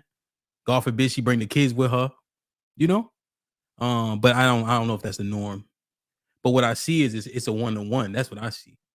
So if something happened and there's a group of women, like let's say my wife and then she got friends. Now there's an attachment there, right? But if I say y'all shut the fuck up and get on the floor because I see something they don't see, all 4 of them need to take that shut the fuck up on the chin and get on the floor on the chin. Ain't no nigga. I'll listen. How we dropping? Once we get out of here, your husband gonna have to see me because apparently you don't know how to respond to when there's a threat. You see? Nah, explain later. Right, left. Hold on, Tiff. Let me finish making my point. You had a chance to make a point. So you see, that's where it becomes problematic because what are the agreed upon expectations? And I understand I'm not 100% random, but I'm not over her. Those aren't my women. You see? So it just, how do we break this down? You know? You saying a 1-to-1 as far as women expect from men, but the submission part, because and the reason why we have to use submission, Lex, is because that's the hardest one to swallow. Pause. I don't. Yeah, but no, I guess that's what I'm saying. It don't bother me none. That's what I'm saying. Like, there's a whole lot of stuff in the world that you could be bothered by, and there's a lot of women that zone in on that part, and that's what I'm saying. He asked me, like, I've had men ask me to do certain stuff, and that's why I like it too. It ain't many times that I've had issues with caring and stuff or things like that, because men just offer or being nice, like. But so, and I liking it too, because I'm the one that's going to be nice, or oh, that's not a problem, or if he do ask me to grab something, I'll get it. You're welcome, sir. Have a good, just thinking of being a human out in the world, not really on men or not, but I don't have a problem with it. I don't think that deep, like, oh, you ain't my nigga, like it ain't that deep sometimes. Just, really, I mean, real. You can tell when the man is being fallacious or Lex, whatever. But you heard what Asha said.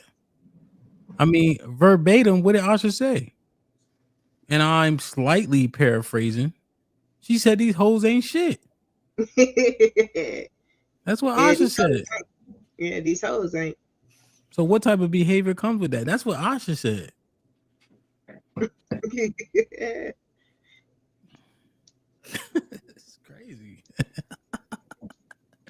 It's crazy. So these are just a couple of points that kind of get walked through, and then we try to walk them down. It's like what makes the most sense, essentially. So I'm sorry. Go ahead. So if the term was yield instead of submission, does that make a difference for the ladies who initially said no? You're yielding instead of submitting, yielding to a man who may be giving you some type of direction. So it was Callie and Tiff. So that answered that, but the question be more for Callie and Tiff. That was. I mean, what are we talking about? Yielding? What do you mean? Yielding to like a direction, some type of direction. Yielding to direction. Like what? Most women are not retarded. If a man, that's all. I'm saying, if a man, hold on, you asked the question. So if HAMP as a man says, drop now. If you stand up, I ain't finna drop you. Whatever happens to you, you deserve it. You really do, because you're a dummy. Don't have nothing to do with a man or a woman. If somebody says drop. It is what it is. Like, there are certain things that, like, you don't yell out in the movie bomb. Like, is certain things that if it's hollered out, follow the damn direction. Outside of that, no. A random person that I do not know, a man, like, I'm gonna be personable, absolutely, but respect to a point of submission, that's trust. And do you trust strangers? You just trust everybody? Are you directly asking me a question? Do you trust strangers and do you trust everybody? I have to. In my daily job, I actually have to. Yes, that's something that I have to do. So that's why that's why we differ as far as our viewpoints on this. So I can understand. I mean, if it's not something that you do daily, you know what I mean? And I wasn't trying to cut you off. I was talking to Callie and she was giving me a question. That's what I was trying to answer. So, but Callie, as far as direction, again, what like Hamp kind of said, yeah, it's not gonna be, given like flowers and unicorns, but it's a direction that's gonna keep you safe in those terms. You talking about like the covering up the shoulder thing or whatever? Like for No, that kind of example? yeah, that, or even what he said about his wife and her friends, as far as telling them to, Well, shut the F up. there's a rapport there. You know what I'm saying? There's a rapport there. Like even with my best friend's husband, you know what I'm saying? Like there's a rapport there. I listen to him. That's cool. There's a rapport there with him. Like if I didn't want to, if I felt that strongly about not being on his platform or whatever, then I'd be like, yeah, I want to cover up my shoulders, F that, and then I'll go on ahead and go somewhere else. You know what I'm saying? But he conducts himself in a certain way where it's cool, right? I respect the man. So As far as like random or whatever, you can tell in the tone of voice whether something is urgent or not. You know what I'm saying? But that's the thing, the urgency. So Callie, let me give you a real example. So I was going to pick up my wife from an event that she went to. It was her friend's birthday. I know her friend, but her friend had friends there that I don't know, right? You see? Mm-hmm. So it's 10 girls. I probably only know 3. 4 including my wife, right? So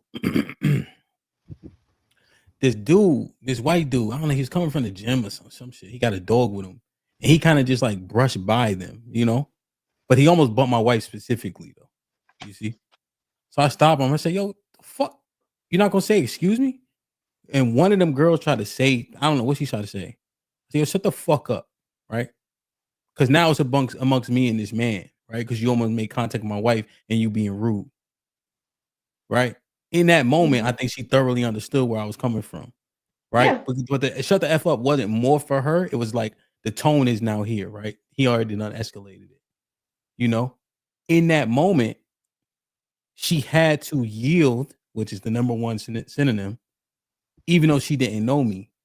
And thankfully she did. Imagine if she would have started rabbiting and all that. And I apologize after, but I had to, because of how he kind of just walked through a crowd of women. Like it didn't make sense, So in that, right, we don't have a rapport. But something in her discernment allowed her to understand, okay, this ain't that, And I got serious quickly because I ain't one, he was white, so that.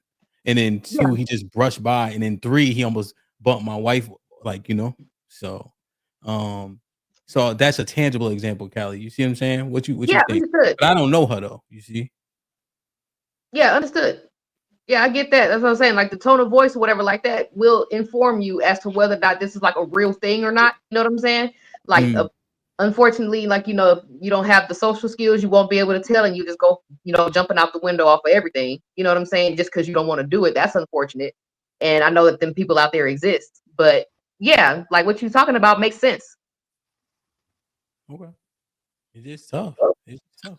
I also want to add too, I think that was her natural reaction. That's our natural state. That's where we're supposed to be, right? In that submissive form, because it would have been against her best interest to be rah-rah and, when 2 men about to go at it. So yeah, like it's discernment is one thing, but also like, nah, what that man say? You gotta trust, like blindly trust. To me, that's like the ultimate submission. And that's one thing we don't like to do. I know collectively, but it must be done. Because if they got to provide and protect and make sure we're good, what are they providing and protecting if you can protect yourself, if you so bad, right? Right. That's all I'm saying. I'll trust being legally blind, but you know what I'm saying? Like I ain't finna just be out here just like straight up like in the dark. No, absolutely not. I'll be legally blind though. Yes. Do you? It is a be crazy. Like Daredevil. Daredevil can still see. You can see a little bit. You can see if you talk. You can see. Daredevil can still see, even though he blind. He can still see something. Daredevil can't see, Callie. He can see sound waves. So if there's noise, that's why he sleeps in a coffin, because he can't sleep because his eyes wake up every time he hears something. So when Daredevil get out the coffin, when you moving around him, he can see the sound waves. Like you ever see deaf people dance because they get the bass. They can feel it. So so that's Daredevil. Sound waves make pictures. but that nigga can't see Right. a fucking. But when they depicted Daredevil, he could see the outline of the chick's face because the raindrops was hitting her. Right, he could still see something. But it's the noise though. It's like his. But I catch a drift. Oh, you talking about the first Daredevil? You old as shit. I saw the other one too, though. Nah, real shit though, man. Yo, it's hard, man. So when we having these conversations, right, Asha, and I'm asking Asha mostly and Saw kinda and Rebecca because y'all been here the least amount of time, like just on the internet, like when you hear like the discussion we just had, right? A lot of the teaching, when you slow it down and take out the salacious nature of it, it seems to resonate when you take out the harsh verbiage and shit like that. Feel me? Right? The hyperbole. So based on what we just talked through, and let's say the men are teaching men those type of lessons, about submission, what it looks like. Respect is, like, for instance, another thing is respect is love to men. If you don't respect him, he can't tell if you love him or not. Do you see this as overall good or overall bad when you can hear the messaging past the provocative nature of the delivery?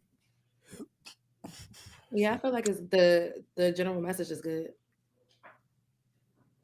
Go ahead, everybody. Yeah, it's definitely overall good. But again, for me, it doesn't matter how it's delivered to them. I don't have a son, so I don't have that emotional aspect of me. But I see men talk to each other all the time, and it just seems normal. Even if I'm in the midst of the conversation, but the majority is going to be men, so I expect them to act like men. Asha? Underlining, I think it makes sense when you peel back those layers. Let me give y'all this one, and then we'll get out of here. So he's considered. Oh, let me read these real quick. Like, share, subscribe, tell a friend, hit that like button right now if you can. That helps the channel the most. Rainbow Kid with his hustle. Random man at Wawa yell, "Run!" What y'all doing? Running. I'm black. I'm running. Right. Rainbow Kid, Aaron, you already know this. If I come skipping by you and then I take off, everybody runs. So that ain't even nothing crazy. Red Pill Ranger with the $2 says, but they submit coochie and throat on day 1 through 5. Mr. Walker was popping. Good to see you, Mr. Walker. Single by choices in the building. Salute. Mr. Walker became a member. Salute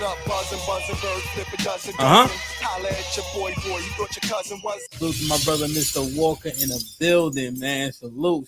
Make sure y'all subscribe to them brothers. They be working hard as shit over there for sure, man. Singles by choices. Impressed. Go ahead and drop that link in the chat. Aaron with the $2 says they let the demons in and then burn sage. Make it make sense. Red Pill Ranger with the $5 says women don't want to submit to men. Women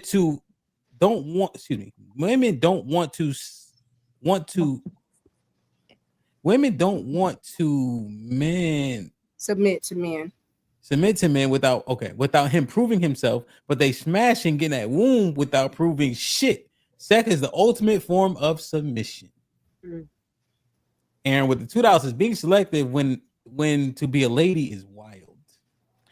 John with the $5 says any dude that can knock your head off, you better respect and use discernment and submit to within reason. Dr. Steele with the $2. A women should submit to a man who submits to God. Not the John. As Abe with the $5 says, I should explain that perfectly. It's not just enough that he's a man because what he believes matters. What if he's gay, drug dealer, murderer, or a pookie, quote unquote? And live with the $10 says, is Coach Tay single asking for a friend? She is not. Truth and reality undefeated with the $10 says, women should never complain about bad leaders, or he got to show me this and that before I submit. Because why are you dealing with him anyway if he's so trash? Once you marry him, you already accept him. Bobby Seal, what up though with the $2? So what are the kids? Junior partners? Get the fuck out of here. Yo. Jonathan with the $5 says, why do Tiff just keep repeating what Hamp already said? The need to talk is stronger in this one, Lord. Just Jim with the $2 says, so Tiff, they're just gonna remove words from scriptures. Valerie Smith. Miss Val, you know I love you. Hamp, you know that I'm not tech savvy. You had to help me with my membership. Also, Miss Val is perfect. Shit like that. Miss Val in the building. Picture is great. That is a great picture, man. We glad you got that avatar. Tay 4L. What up, Tay? With the $5 says, definitely a red flag, because if y'all call me partner, we splitting everything 50-50.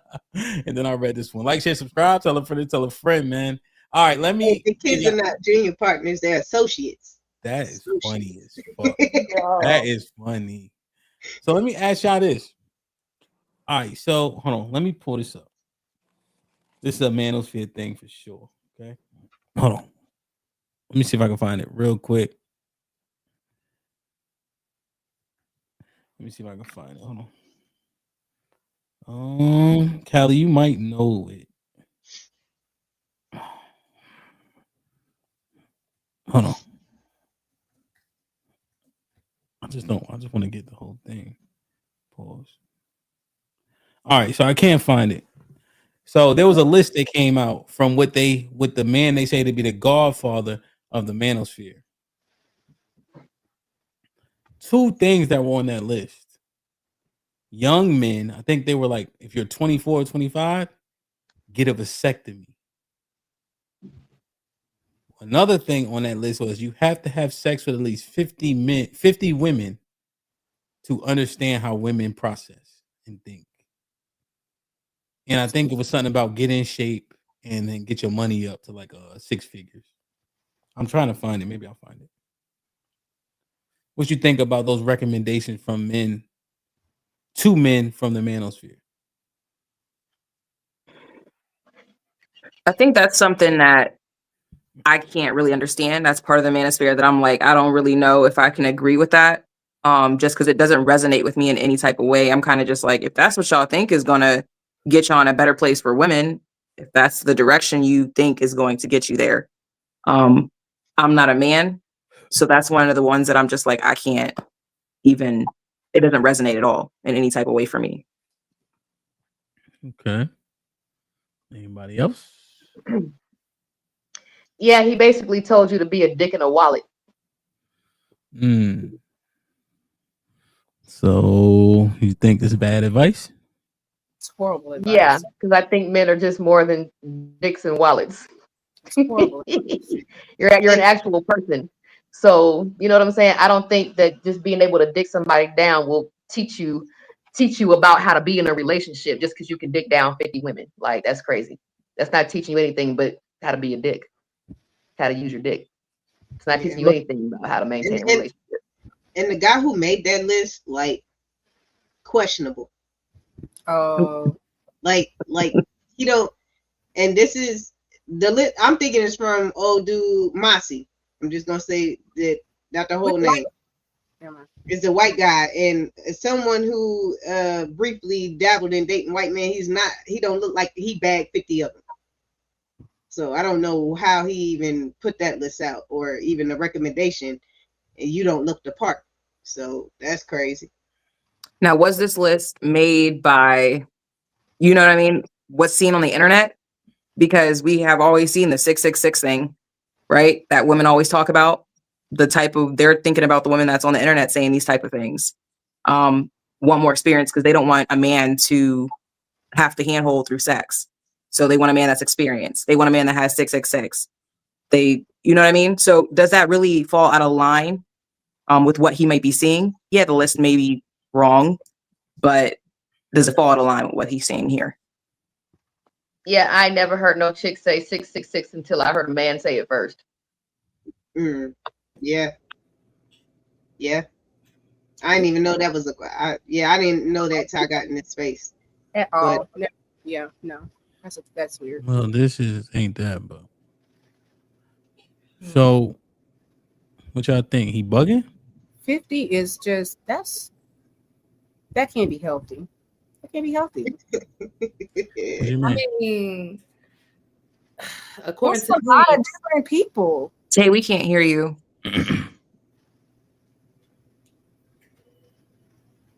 Oh, wait.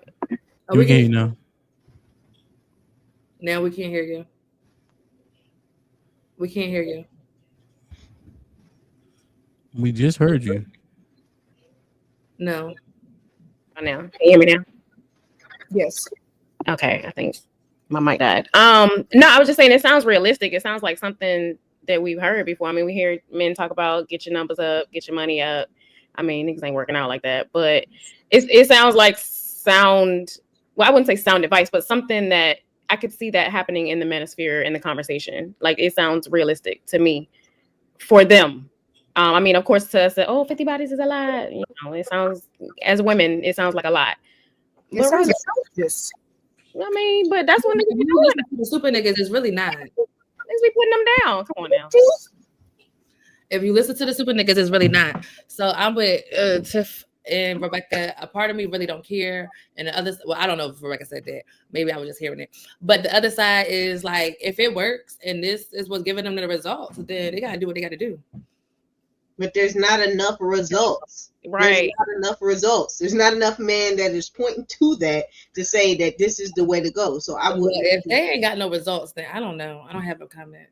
Right. That's what I'm saying. A lot of men are just spitting out these talking points, but they're you don't see the results. So it's hard to think like, oh, this is the way you should go.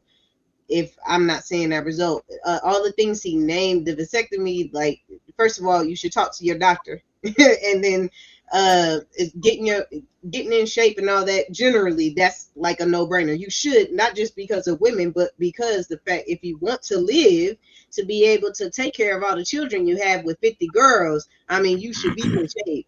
If you want to be able to date 50 women and think that you ain't gonna be able to like take care of yourself, in like there's so much dynamic to it. It's like one is going to lose out. There's going to be one that falls short if you really think you'll be able to juggle all of that, especially at a young age. Because I think his thing with all of that was more towards like men under 30 or 25. Yeah. So that's a lot for that age, especially men, as far as brain development, as far as humans and how, like, I don't think that's sustainable advice at that age. He's just saying having sex with him. No. What was the thing about having a vasectomy? Why was he preaching? So you don't get them pregnant. Don't get anybody pregnant.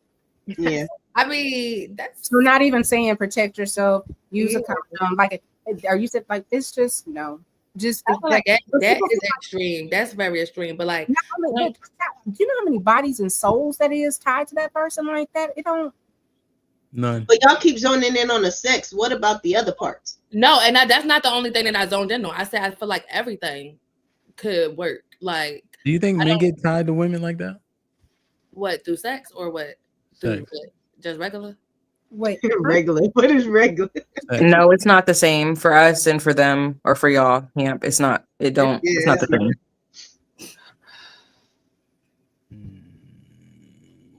What y'all think? Yeah, Rebecca said no. No, as far as the sex, the soul ties thing. Yeah, like, well, Tiff said how many souls that is. What you think? I don't think the soul tie thing affects men like it affects women. And that's for sure. It doesn't affect them the same, but I think it affects them differently. Yeah. So like you used to, having this variety or whatever, but that's not teaching you how to actually navigate a relationship. You just learn how to dick somebody down. But there's more to a relationship than just being, just giving dick. Yeah. But do you need 6 figures to take care of yourself and a woman? No. Yeah. Okay. Take care of both people? I don't need it, but it would be nice. Yeah, you know what I'm saying? Nice. Listen, I think HAMP is differing from. I think he's like, yeah, probably do. Where y'all live? Take care of 2 people. If you're saying take care of, then I mean, but we can see it. That's but what I'm saying. Like, I think the whole thing is just for like, to improve yourself. So like, why wouldn't you aim for six figures? I mean, you can aim Sound all like day and never hit the target. I mean, so that is a reality. That's all I'm saying. Like But these at are the some points that are point, being I feel made. like if you're aiming every day, you're going to hit the target Well, eventually. well, let's go well, first. here's the thing though, too. Oh, my bad. Let's go first things first. Y'all ever had sex without protection? Yep. Yeah. Yeah. Is it like night and day? With using protect Or like dusk and feeling night. wise, So yes. from a condom to Yes. It's not night and day. It's dusk to night. if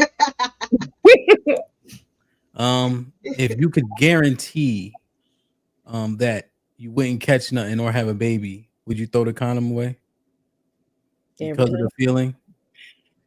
Hello. Yeah. So when he's saying vasectomy, because motherfuckers know, listen, once you experience that meat to meat pause, it hit different. Niggas know that. So I think it's hyperbolic. I wouldn't get that recommendation, but I understand why motherfuckers said it. You see, right? Because niggas is already wild. How important is sex to women? Have you ever had a man in your life where he was, you know what I mean, so, but sex bought him time? Wait, what you mean? Like this? No, He wasn't fine, but the sex was nigga good. getting on your nerves. He don't really respond when you want him to. You know what I'm saying? He flaked on a couple dates. He had other plans, but because the sex was where it needed to be, it bought him a little bit of grace. Not every time. Nope. Boy, man, somebody keep it tall, man. As if all the time. And not even you. Do y'all understand the premise? Yeah, we get you. We understood. Yeah, you I'm already gonna stand behind Coach. Yes, it did give him some grace. Nah, because if you standing me up, I'm not getting the dick anyway. Nah, Callie, you know what we talking about. But when you call, I'm gonna pick up that phone. Yeah. And saw it. This the nigga that you was Maybe making I'm this too petty. on with your girlfriends because you shared too much. He did what? Girl, leave that nigga alone. But, you know what I mean? Okay, all of them before you leave. Okay, stop playing. Yeah, I'm gonna keep it tall, but Maybe I'm too petty. it was good. I don't know. Girl, stop playing. Cause good is good. I don't care. I don't care. Oh, okay. That's in my book. I just said leave him alone, but I was like, oh, no. Stop it. Niggas are getting away with it. So Murder. here's what we trying to uncover, pun intended. Does he learn more or less about women's bodies if he got 50 of them? Way more. How good is he gonna be at sex with having one woman as opposed to having 50? What's the assumption? He ain't gonna know what to do. He ain't even gonna know where that spot is. And if sex can buy a nigga time, he get up to 50 bodies. He know how to navigate. Because I try to tell these niggas, contrary to popular belief, all vaginas ain't set up the same. It's definitely not.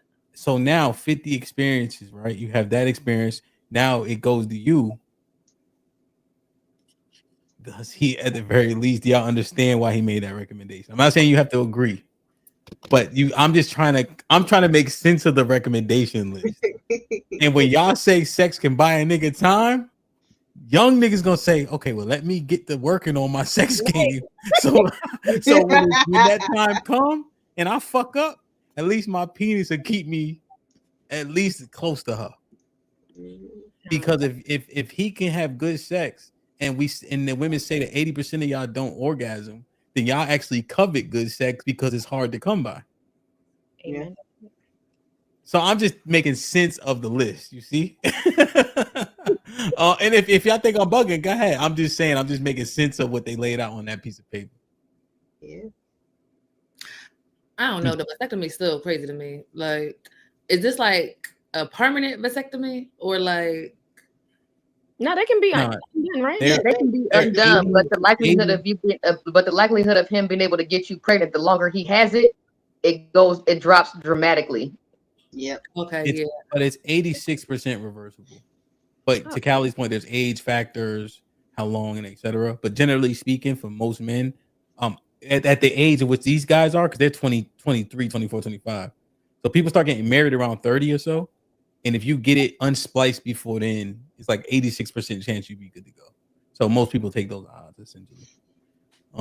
That's why the recommendation is for the young guys, you see, because they can do all this 50 thing and then, shit like that. The money part, money matters. Do we agree? Money matters, yes. So, I mean, it's saying get up to 6 figures. What I hear in that premise is, so when I'm coaching the kids, we practice perfectly. So literally, if they miss any step, we do it over and over and over until it's perfect, right? Because in the game they have opposition, so it's gonna go from perfect to great. You see, but if it's great in practice, it's gonna go from great to good. So we practice perfectly. So now I liken 100,000 to say, yo, only 15% of people men making 100,000, right? But if I tell the niggas to get to 100,000 and they get to 80, they still better than average. If they get to 60, they still better than average. So when I hear that point, I'm hearing just like go for gold. Yeah, that's what I was trying to say earlier. Like, eventually, you're gonna get something. Which one? Which means how? Oh, as far as like the 60, what you said, 60K or 100K? Because Lex was like, you don't need 60K, and I'm like, yeah, you don't need it, but if you steady try to aim for that, like you're eventually going to get it or get close to it. Yeah, I think that's why I'm just making sense. And I wish I cannot find this list to save my life. I must be typing in the wrong shit.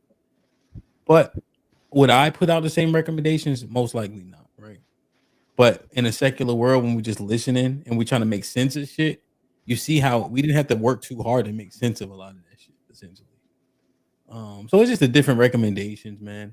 I think when the women slow it down, if we slow it down and stop the attacking and just discuss it, you'll find that it's a lot. It makes a lot of it makes sense.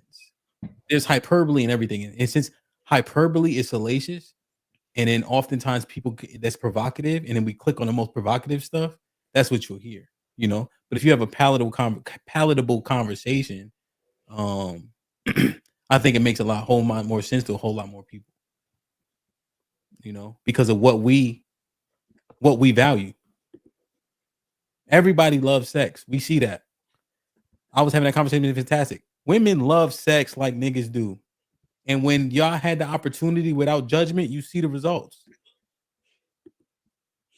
Right? Because of certain movements, right? It's not judged in the same way in which women can go be out here and explore, right? To use a more diplomatic word, right? Y'all don't get shunned for it like back in the day, essentially. So you see the results. Look at the negative things, from abortions to STD rates and things of that nature. Women like fucking. Newsflash. So we got to stop acting like a nigga not having good sex ain't important. That's all I'm getting at. Yeah, no, it's important.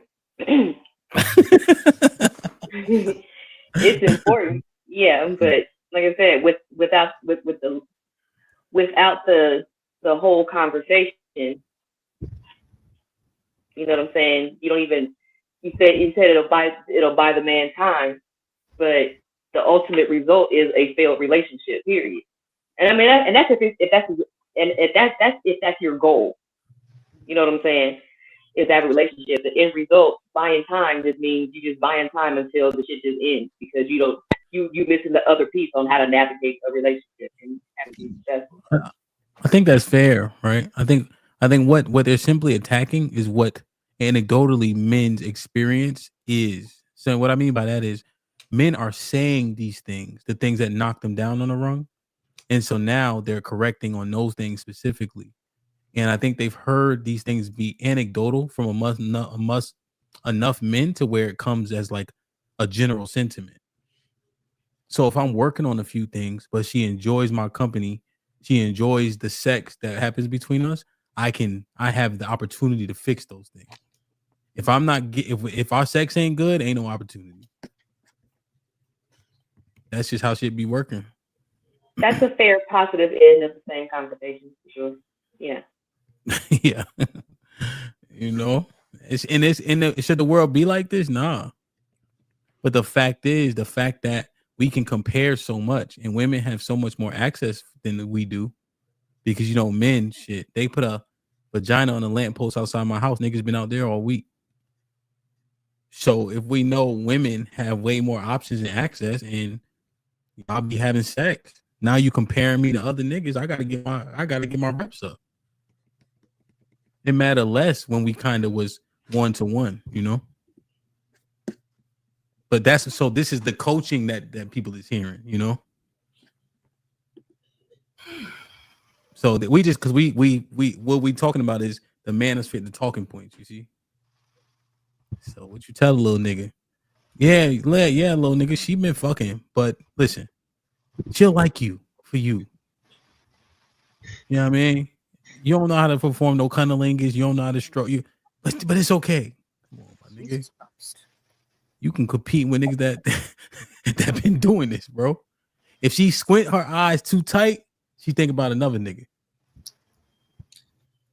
Well, isn't that the whole point in trying to get somebody with a lower body count, as far as a woman, because she doesn't have that comparison to begin with?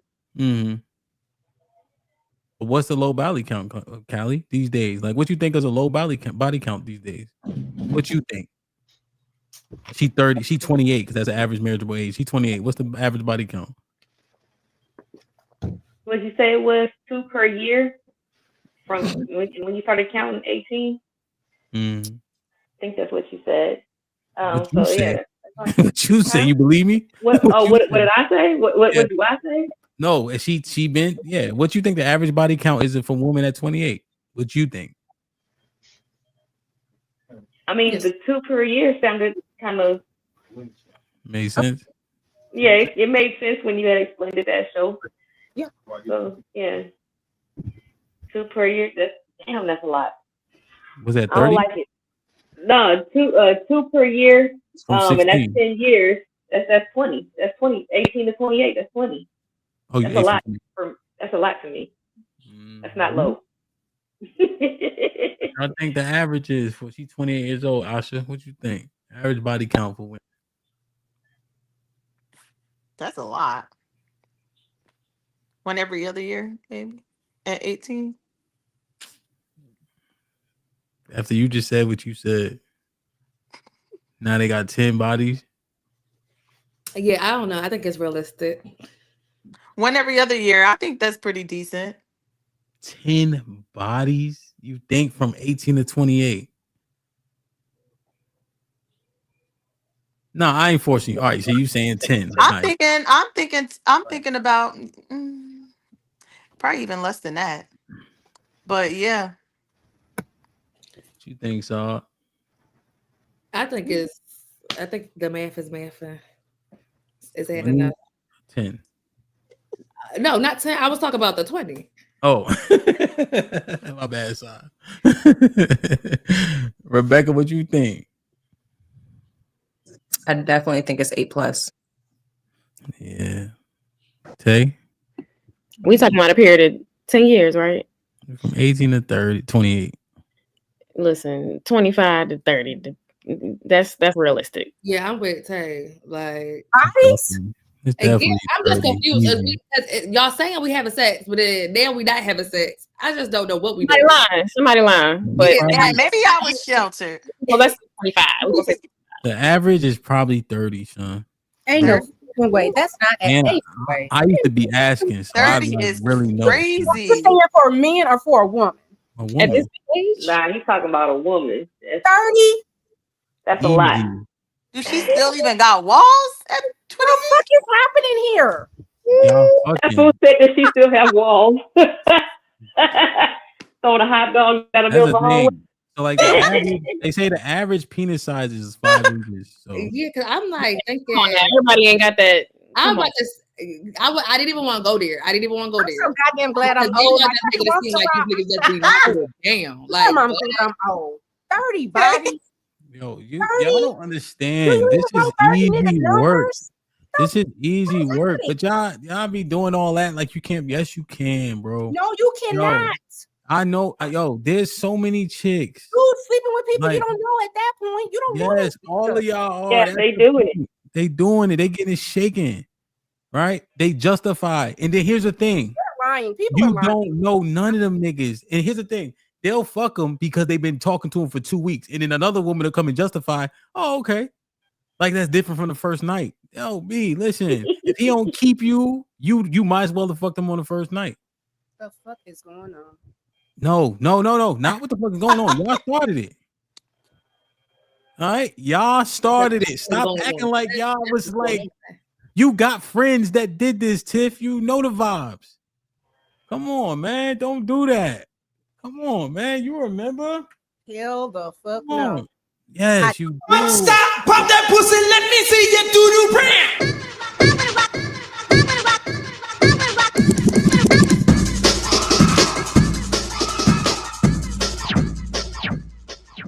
That's my shit, man. Yeah. Man, like niggas know the vibe. Yo, I ain't gonna lie. Like, yo, easily. Yo, so many. Yo, we used to have this thing called Pamper Night. Like And a diaper? No, pamper, like being pampered. Okay. So no taking a test if she's seen it. No cap, no exaggeration. Before we open the doors, is 50 women in line, at least. Okay. And they have to pay money to come in here. Okay. It's like $2 for 2 minutes, something like that. And if they pay for $5, 5 minutes. And so there's like a main room, there's strawberries and grapes and all this other shit. And there's a bunch of other rooms. Uh-huh. And a lot of them women stayed longer than they paid for. Wait. You understand? No, I'm good. I don't No, you ain't good. You understand it. Pamper fucking night. Okay? This is a real thing. There's people coming in. It's just a group of y'all. You already told us you went to the Kappa boat party. Don't do this. It's not gonna say you ain't never been to no Greek party. Kappa Beach ain't the same. Look. Yes, it is. Yes, it is. That's why they don't got the shit. Yo, we used to do this shit with them. Pretty nasty party. Forget about it, bro. If your girl come to that party, that is not your girl. These are the rules. Wow. Like, yo, and this is all of them. They went to college, aka the whorehouse. That's a fact. Did you? Yes, that's what it is. Trust me. Trust me. We gotta stop acting like this ain't y'all like to get it popping. And then if don't let nobody else tell you he did a good job. If the girls on your floor told you he did a good job, I want him. That's how it went down. I want him. This part, right? And then you see in mine, niggas is strong. So what you do is you use the big girl, pick her up over your head, spin her around. Now all the other girls, I want to go. Like it's like they waiting on they see if they tall enough. That shit was real. Yo, this shit is crazy. I'm telling you, you don't know, you know, but you acting like you acting obtuse. But yo, y'all be getting it popping. I'm telling you. I don't quite have that experience or whatever. Like I've been to a Greek party too, right? You know, freshman, sophomore year, whatever, before I moved out here. But we didn't have like frat houses on like them Cal State campuses. So I don't know, you know what I'm saying? Like, yeah, man. Yo. That shit crazy. That shit sound like TV. Mm-hmm. And Tiff up here, I can't believe, nigga, hush. That shit went down. Come on, man. We know the vibes. To be clear, babe, I did not partake. Okay, I just want to let him know. Nah, I ain't seen. In there. I won't in there. No, I can attest. I never seen Tay at none of that shit. It was rumored. You just heard from a friend. No, they the bros, and I got VIP, and I'm in there. Period. Yeah, and I'm supporting. I was in there. You got 100 line sisters that was in there. Scouts. I never seen Tay at none of that shit. I ain't gonna lie. I was at the event. I was working, my nigga. Period. Yeah, I ain't never seen Tay at none of that shit. That ass. But hey, how many? 60? But it went down though. Yo, I'm trying to tell you something. Once, but yo, they getting mad at me because they on it. I'm like, it's 70 of y'all. Fuck, I'm supposed to know who on everybody's line. Like, come on, man. She inboxed me on Facebook, you know. But yo, this shit was crazy. Like, y'all stop, Tiff. Stop. Don't do it. It ain't worth it. You feel me? It ain't worth acting like you thought you expected something else. It ain't worth acting like you disappointed. You know the vibe. You know what it is. You know what I mean? Don't do it, Tiff. It ain't worth it. You know what I'm saying? That's what I be that shit be scuffing my Timbs though, Ash. They all be like, I can't believe believe this. I can't believe this was happening 30 around bodies me. is a lot, him. 30 bodies is a lot. Like that's a lot. I don't care what you say. That's a lot. That's a lot. Yeah, it can still be a lot, but you mean you can still believe it too. Yeah, like it's a lot, but we believe it. Y'all got so much access, and then y'all went to college. College. Niggas is in a stallion era. Niggas got abs and all that. Athletes, everything. Like, y'all like men's aesthetic. I didn't go to campus. I was a teen mom. What are we told? No. Goddamn, I saw what sex did. You know what sex did? It made a baby. You know what the baby did? It made a bill. So now 30 bodies of a bit. The fuck? No, thank you. Gross. No, that's what I'm saying. But see, Tiff, here's the thing. This is what you gotta ask yourself. Because this is how the youngins learn. If you didn't catch that case, aka the baby, and you would have been on campus, what does it look like? Keep it tall. I still don't think 30 bodies. I'm sorry. No. Not a woman, a dude, but a lady. Yeah. I mean, and I'm not judging. I'm not. Please, I do not want to. Like, You I'm not. judging. I don't want to shame anybody. You are judging. You're judging. It definitely comes off a little judgy. You are judging. It's a. You know what? It's a. Okay. I had this one girl, Tiff. I'm trying to talk to her. Right? She was cool. I'm like, yo, why you keep giving me the runaround? She said, because you had sex with every girl on my floor. I said, that is a great rebuttal. I was impressed. I'm like, that is good. That is awesome. Like, what can I say? Yo, and it didn't matter. Roommates, all types of shit, Tiff. They said. I mean, but you've talked about somebody let you come into their house and you didn't even take their shoes off. You didn't think this girl was important enough to take her shoes, and she still allowed you to do whatever. So that's not what happened. That's not what happened. What happened? No, I went upstairs to her room. Yeah. I laid on the bed. Right. She's like, take your shoes off. I said, your bed on the floor. Fuck you care. Exactly. She started it. But I was only 26 years old though. No, and then what's the other lady that she tried to kiss you and you said that's not your life? If somebody said that shit to me, I would be devastated. But Tiff, what you doing is articulate, you proving it.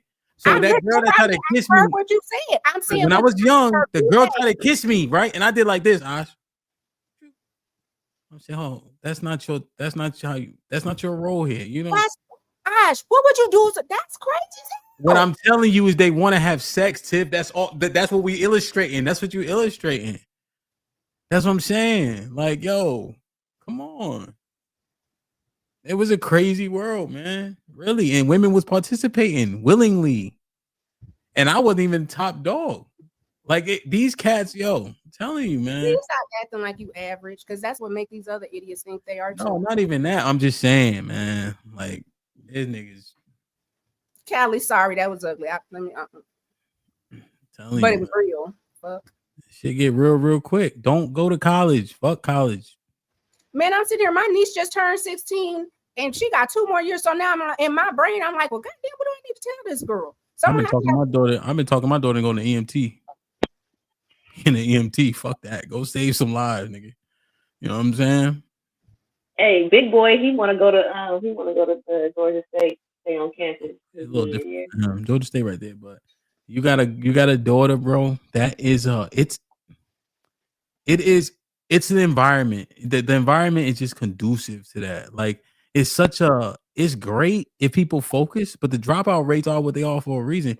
You having so much fun, like it's just crazy. I don't know how to explain it. Like it's the best worst thing. Like it's the best worst thing. For real though. But I want him to have that experience. Well, not that experience, but I want him to have that campus life. So yeah. Oh, this I'm encouraging him to stay on campus this week. He already got the foundation from his freshman and sophomore year being at home, so he can do. He can Alonzo, this point that red pill made, right? When I tell you he is not exaggerating, literally. What did it say? 5. Now that is fucking crazy. I know upwards of 20 women that was into this shit, bro. Like, yo, it's crazy, son. Like, literally, you'd be like on some shit. Like there was girls that be like, yo, where your man's at? You like, huh? Yo, it's trying to tell you, like, yo, Keith, and I don't even read non super chats. When I tell you, it's it's so prevalent. Don't. All right, let me give you the schools they cannot go to. Do not send your kid to A&T. North Carolina A&T. Do not send your kid, your daughter, to A&T. What about Grambling or PV? Hush. Do not send your daughter to North Carolina A&T. Put a 1 in the chat if you understand. Y'all go ahead and get in the chat. Put a 1. Put a 1 in the chat if you understand. Do not send your daughter to FAMU. Do not send your motherfucking daughter to FAMU. Okay? Trust me. Do not send her to FAMU. Okay? Okay? The last one, I'm going to throw under the bus. Fuck it. Do not send your daughter to Virginia State University. Trust me. If you ever heard of this verb, the woo, do not send her there. I ain't gonna give too many more schools. I don't want the whole fucking HBCUs to be. Left now. A theme was coming. I'm like, oh, so you're saying PWI? Then it pop out of nowhere. PWI. Okay. Yo, nah, these ain't. Yeah, these are black HBCUs. Yeah, no, and that's why I said you're saying send her to a PWI. Or in my mind, I'm like, you know what? No, if there's is on campus, she can't go there. If they on the yard. No, it's not even that. Because the thing about Florida specifically, the Sigmas are pretty popular, like in Florida, especially at the PWIs. I will say that. Okay. But yo, now there's schools that are solid. There's schools that are solid for sure. You know, like there's one school I visited. It just the campus doesn't allow for it as much. Like a Chowan. I don't know if you ever heard of Chowan. It's a small school in North Carolina, but I think it's an HBCU for the most part. But Chowan, it doesn't have the same environment.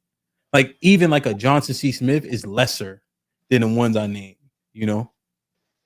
But yeah, man, like yo, it's a zoo. It's a zoo.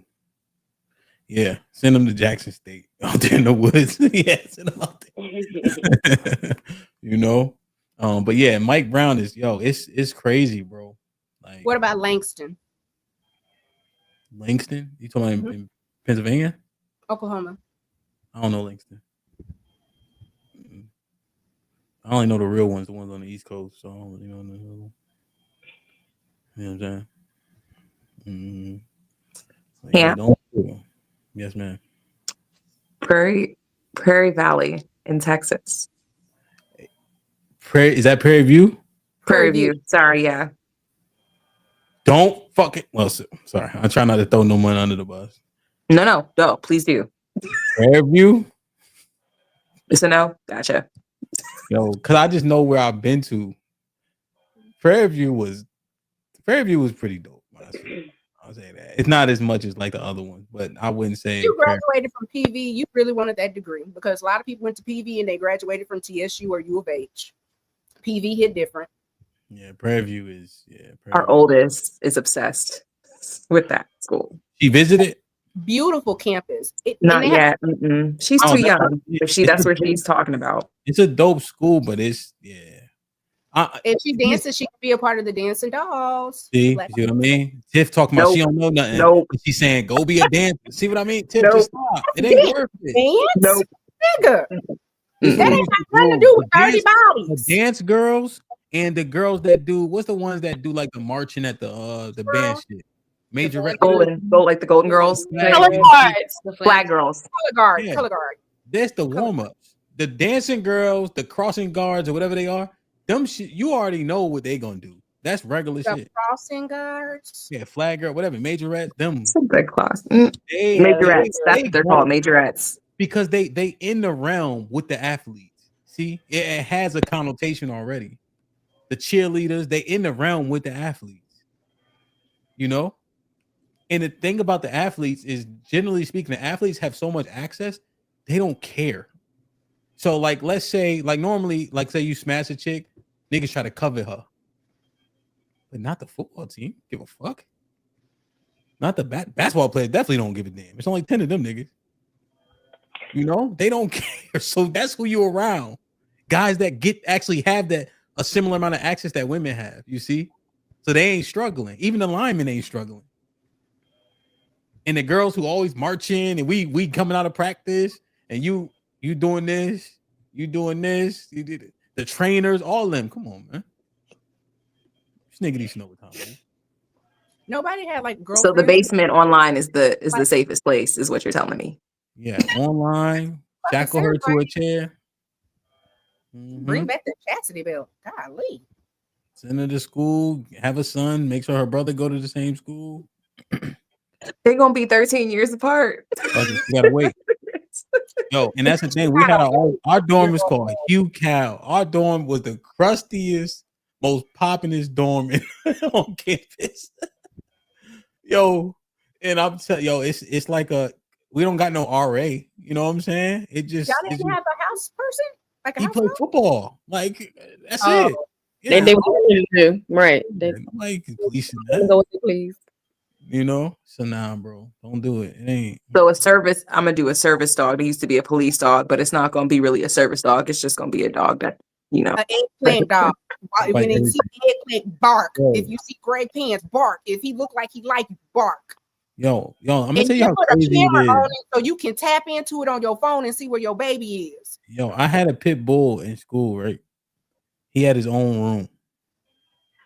Yo, it was so crazy. Like, I don't understand. I'm done talking to y'all. Y'all don't believe me. Yo, Nah, it reminded me of what I heard about Beckwith Hall down at Clark, Atlanta. Beckwith Hall was that was the dorm you wanted to stay in. It had center blocks though for the walls. It wasn't no real walls. It was center blocks. They just painted them. Exactly. Here's the thing. Him don't act like he didn't wear gold boots and army pants. That's a different type of breed of a person and a whole different college experience. Amen. We had Qs down at Cal State Dominion where I went to high school at. I picked whole Qs life when I was in high school. It's different on the HBCU campus. Oh yeah, I know. I know what I saw at the Cal State, so I know it's a damn difference at the HBCU for sure. Go ahead and turn that dial up by 5. Yo, Pimpin', what's poppin'? Hey, Pimpin', what was my dog name that I had at school in the dorm? Shit. The Brenda one? Yeah, the Brenda one. I told y'all. That's all I needed, bro. I love you. I'll call you later. One. Yo, real shit. And then I had to. He just said the Brindle one, but he couldn't. His name was Preach, but he had his own room. And then in the summertime, he went to Pimpin' house and he got stolen. I think Pimpin' really just kept him, but I wasn't going down to Greenville to find out. That's country as a motherfucker. You know what I'm saying? But yeah, man. Damn, son, that shit was the time, bro. Shout out to Preach. Shout out to Preach, man. That nigga ain't have a tail or nothing. Damn, man. I'm telling you, man. Don't do it. Always saying that sex is important to everybody. That's all. You talking to us, Doc? It's better when you're married. Top tier. 10 out of 10. Recommend. Highly. Amen. Praise the Lord. I agree. Sure, man. What you think, man? Any final thoughts? Sex is important. Follow the leader. I guess. Hey. Let me read these real quick. Hakeem with the fellas. When I was still a soldier, college girls and med log was a layup. What's med log? I don't know. And with the $2 says, we all know at least 5 choo-choo girls. Damn. Hakeem with the $5 says, trust me, Tiff, these new girls be treating box like it's a blunt. Pass it to the left and keep it pushing. It is what it is. That's wild. That's a whole Tiff, new stop acting like you don't know this shit. Do you know how many niggas can smoke on a blunt to say she's passing her coon like a Yes, he is not I've seen exaggerating. 11 dudes smoke a blunt at one time. You know what? No, I just explained to you what Pamper Night was. you did not. Yes, they come in there. Listen, trust me. The shit crazy. Aaron with the $2 HAMP. Let's not forget the 10 girls they get by with. Truth and Reality with the $5 says, I got 19 and 24-year-old sons, and they say women graduating high school with 10 plus bodies these days. FYI, no woman should never reach double digits. Wait, is he saying should never meaning she should have 10 bodies? Or she should have not? no more. She said no more than 9. Okay. Onika with the $2 says, Dick definitely saved me, and so has God. Get the fuck out of here, Onika. Truth and Reality with the $5 says, most women don't want / respect men that can't get women. It disgusts them. That's why when they get mad, they insult your inability to get women. Did I read this one? And with the $2 says, random man and Wawa. Yeah, I read this. I don't know, man.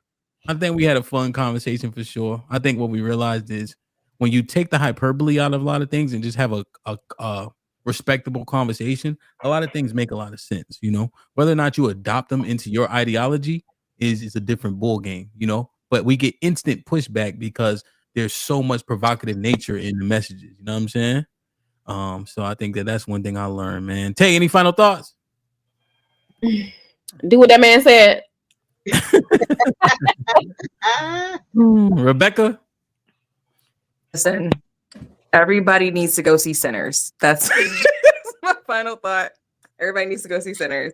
But yeah, I would definitely say Manosphere is needed, but do not put the women in a box. If you recognize that a woman kind of views things a little bit differently, or you see they're a little bit different, don't try to put them in a box that you think just because you've heard this from many women, this is where they belong. Don't do that, because then you're gonna, hurt yourself. Just saying. Saw, what's popping? What's up, Signal? I'm getting a little sleepy, but I think at the end of the day gotta end, and you gotta have a little bit of discernment.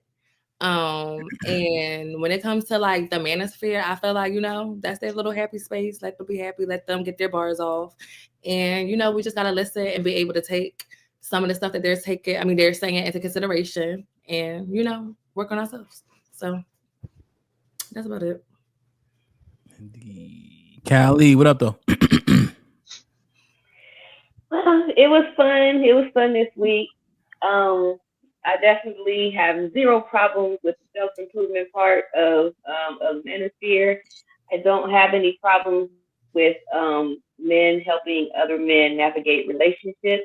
What I do have a problem is with the boxing people and using talking points as a shortcut to using your own discernment.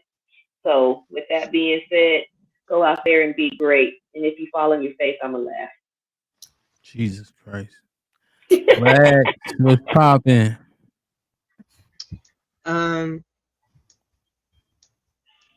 Manosphere has made me think of the importance of fathers.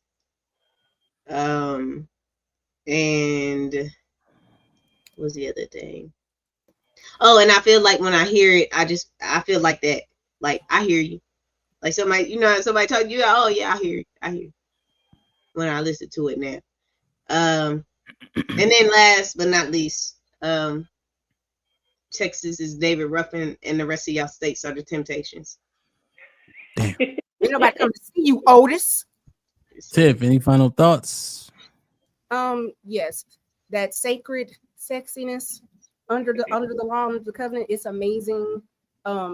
Please go see Sinners. The movie is dope. I do agree with Coach Tay. Listen to that man, meaning your man. And if he's your man, then you have a ring, sis. If you got a ring, sis, do the thing that got you that thing so you can do that thing. Let that thing do what it thing. That thing thangin'. That thing be thangin'. Hello. I came with the 2000s. Medlog means medical logistics in the Army. That thing is what y'all want to end with. Diabolical. After she just shamed and judged the hell out of y'all for having sex. Now all of a sudden that Shame thing. nor judge me. I didn't judge nobody. I'm about to say no. You probably did judge me, but you definitely ain't shame me. No, at all. At all. I have no play. Hey, we all been young once. We've all been dumb once. I'm gonna tell you what shame is. It's when the motherfuckers say, when I say some shit like women been doing X, Y, Z, and then the person say, I would never. I could never. That'll never be me. I can't believe it. Shame, my nigga. It's okay. Hey, but you know what, Hemp, you should use that. You stumbled over it, but you should say that with the sentiment. Women been through X, Y, D. Like, don't even leave it there. That's more to the two a year. Jesus Christ. But no, I think when you in tune with somebody, man, sex can intensify for sure. You know, I just think people have more success when they don't have a bunch of comparisons. For sure. Right? I think the quote is comparison is the thief of joy or something. A thief of something. I think it is the thief of joy. You know, because I think that definitely gets in the way. Especially you get upset, mad, happy, sad. Now, you know, one person that you had a great experience with, but it was a cute time, right? And a cute time is what I'm saying, right? But the person that you're trying to make it to forever with, there's a whole lot of time, and the negatives often outweigh the positives, you know? Isn't it crazy how one day will fuck up a good 30 days? You know? And so that one person, because you were with them for a little bit of time just for fun, you know, you leverage that over the fact that you're trying to make it through thick and thin with this person. And it's not really a one-to-one fair comparison. You know, so just be careful what we caught up in, you know, that sunshine phase and shit like that, because it's just not fair to the person that you committed to. So it's just hard. This shit ain't easy, B, you know, but ain't nothing easy worth having, right? That's what they say. So, damn, man. I love y'all. I appreciate y'all. I think y'all getting old in the Discord. I don't think I'm being here tonight. But we shall see.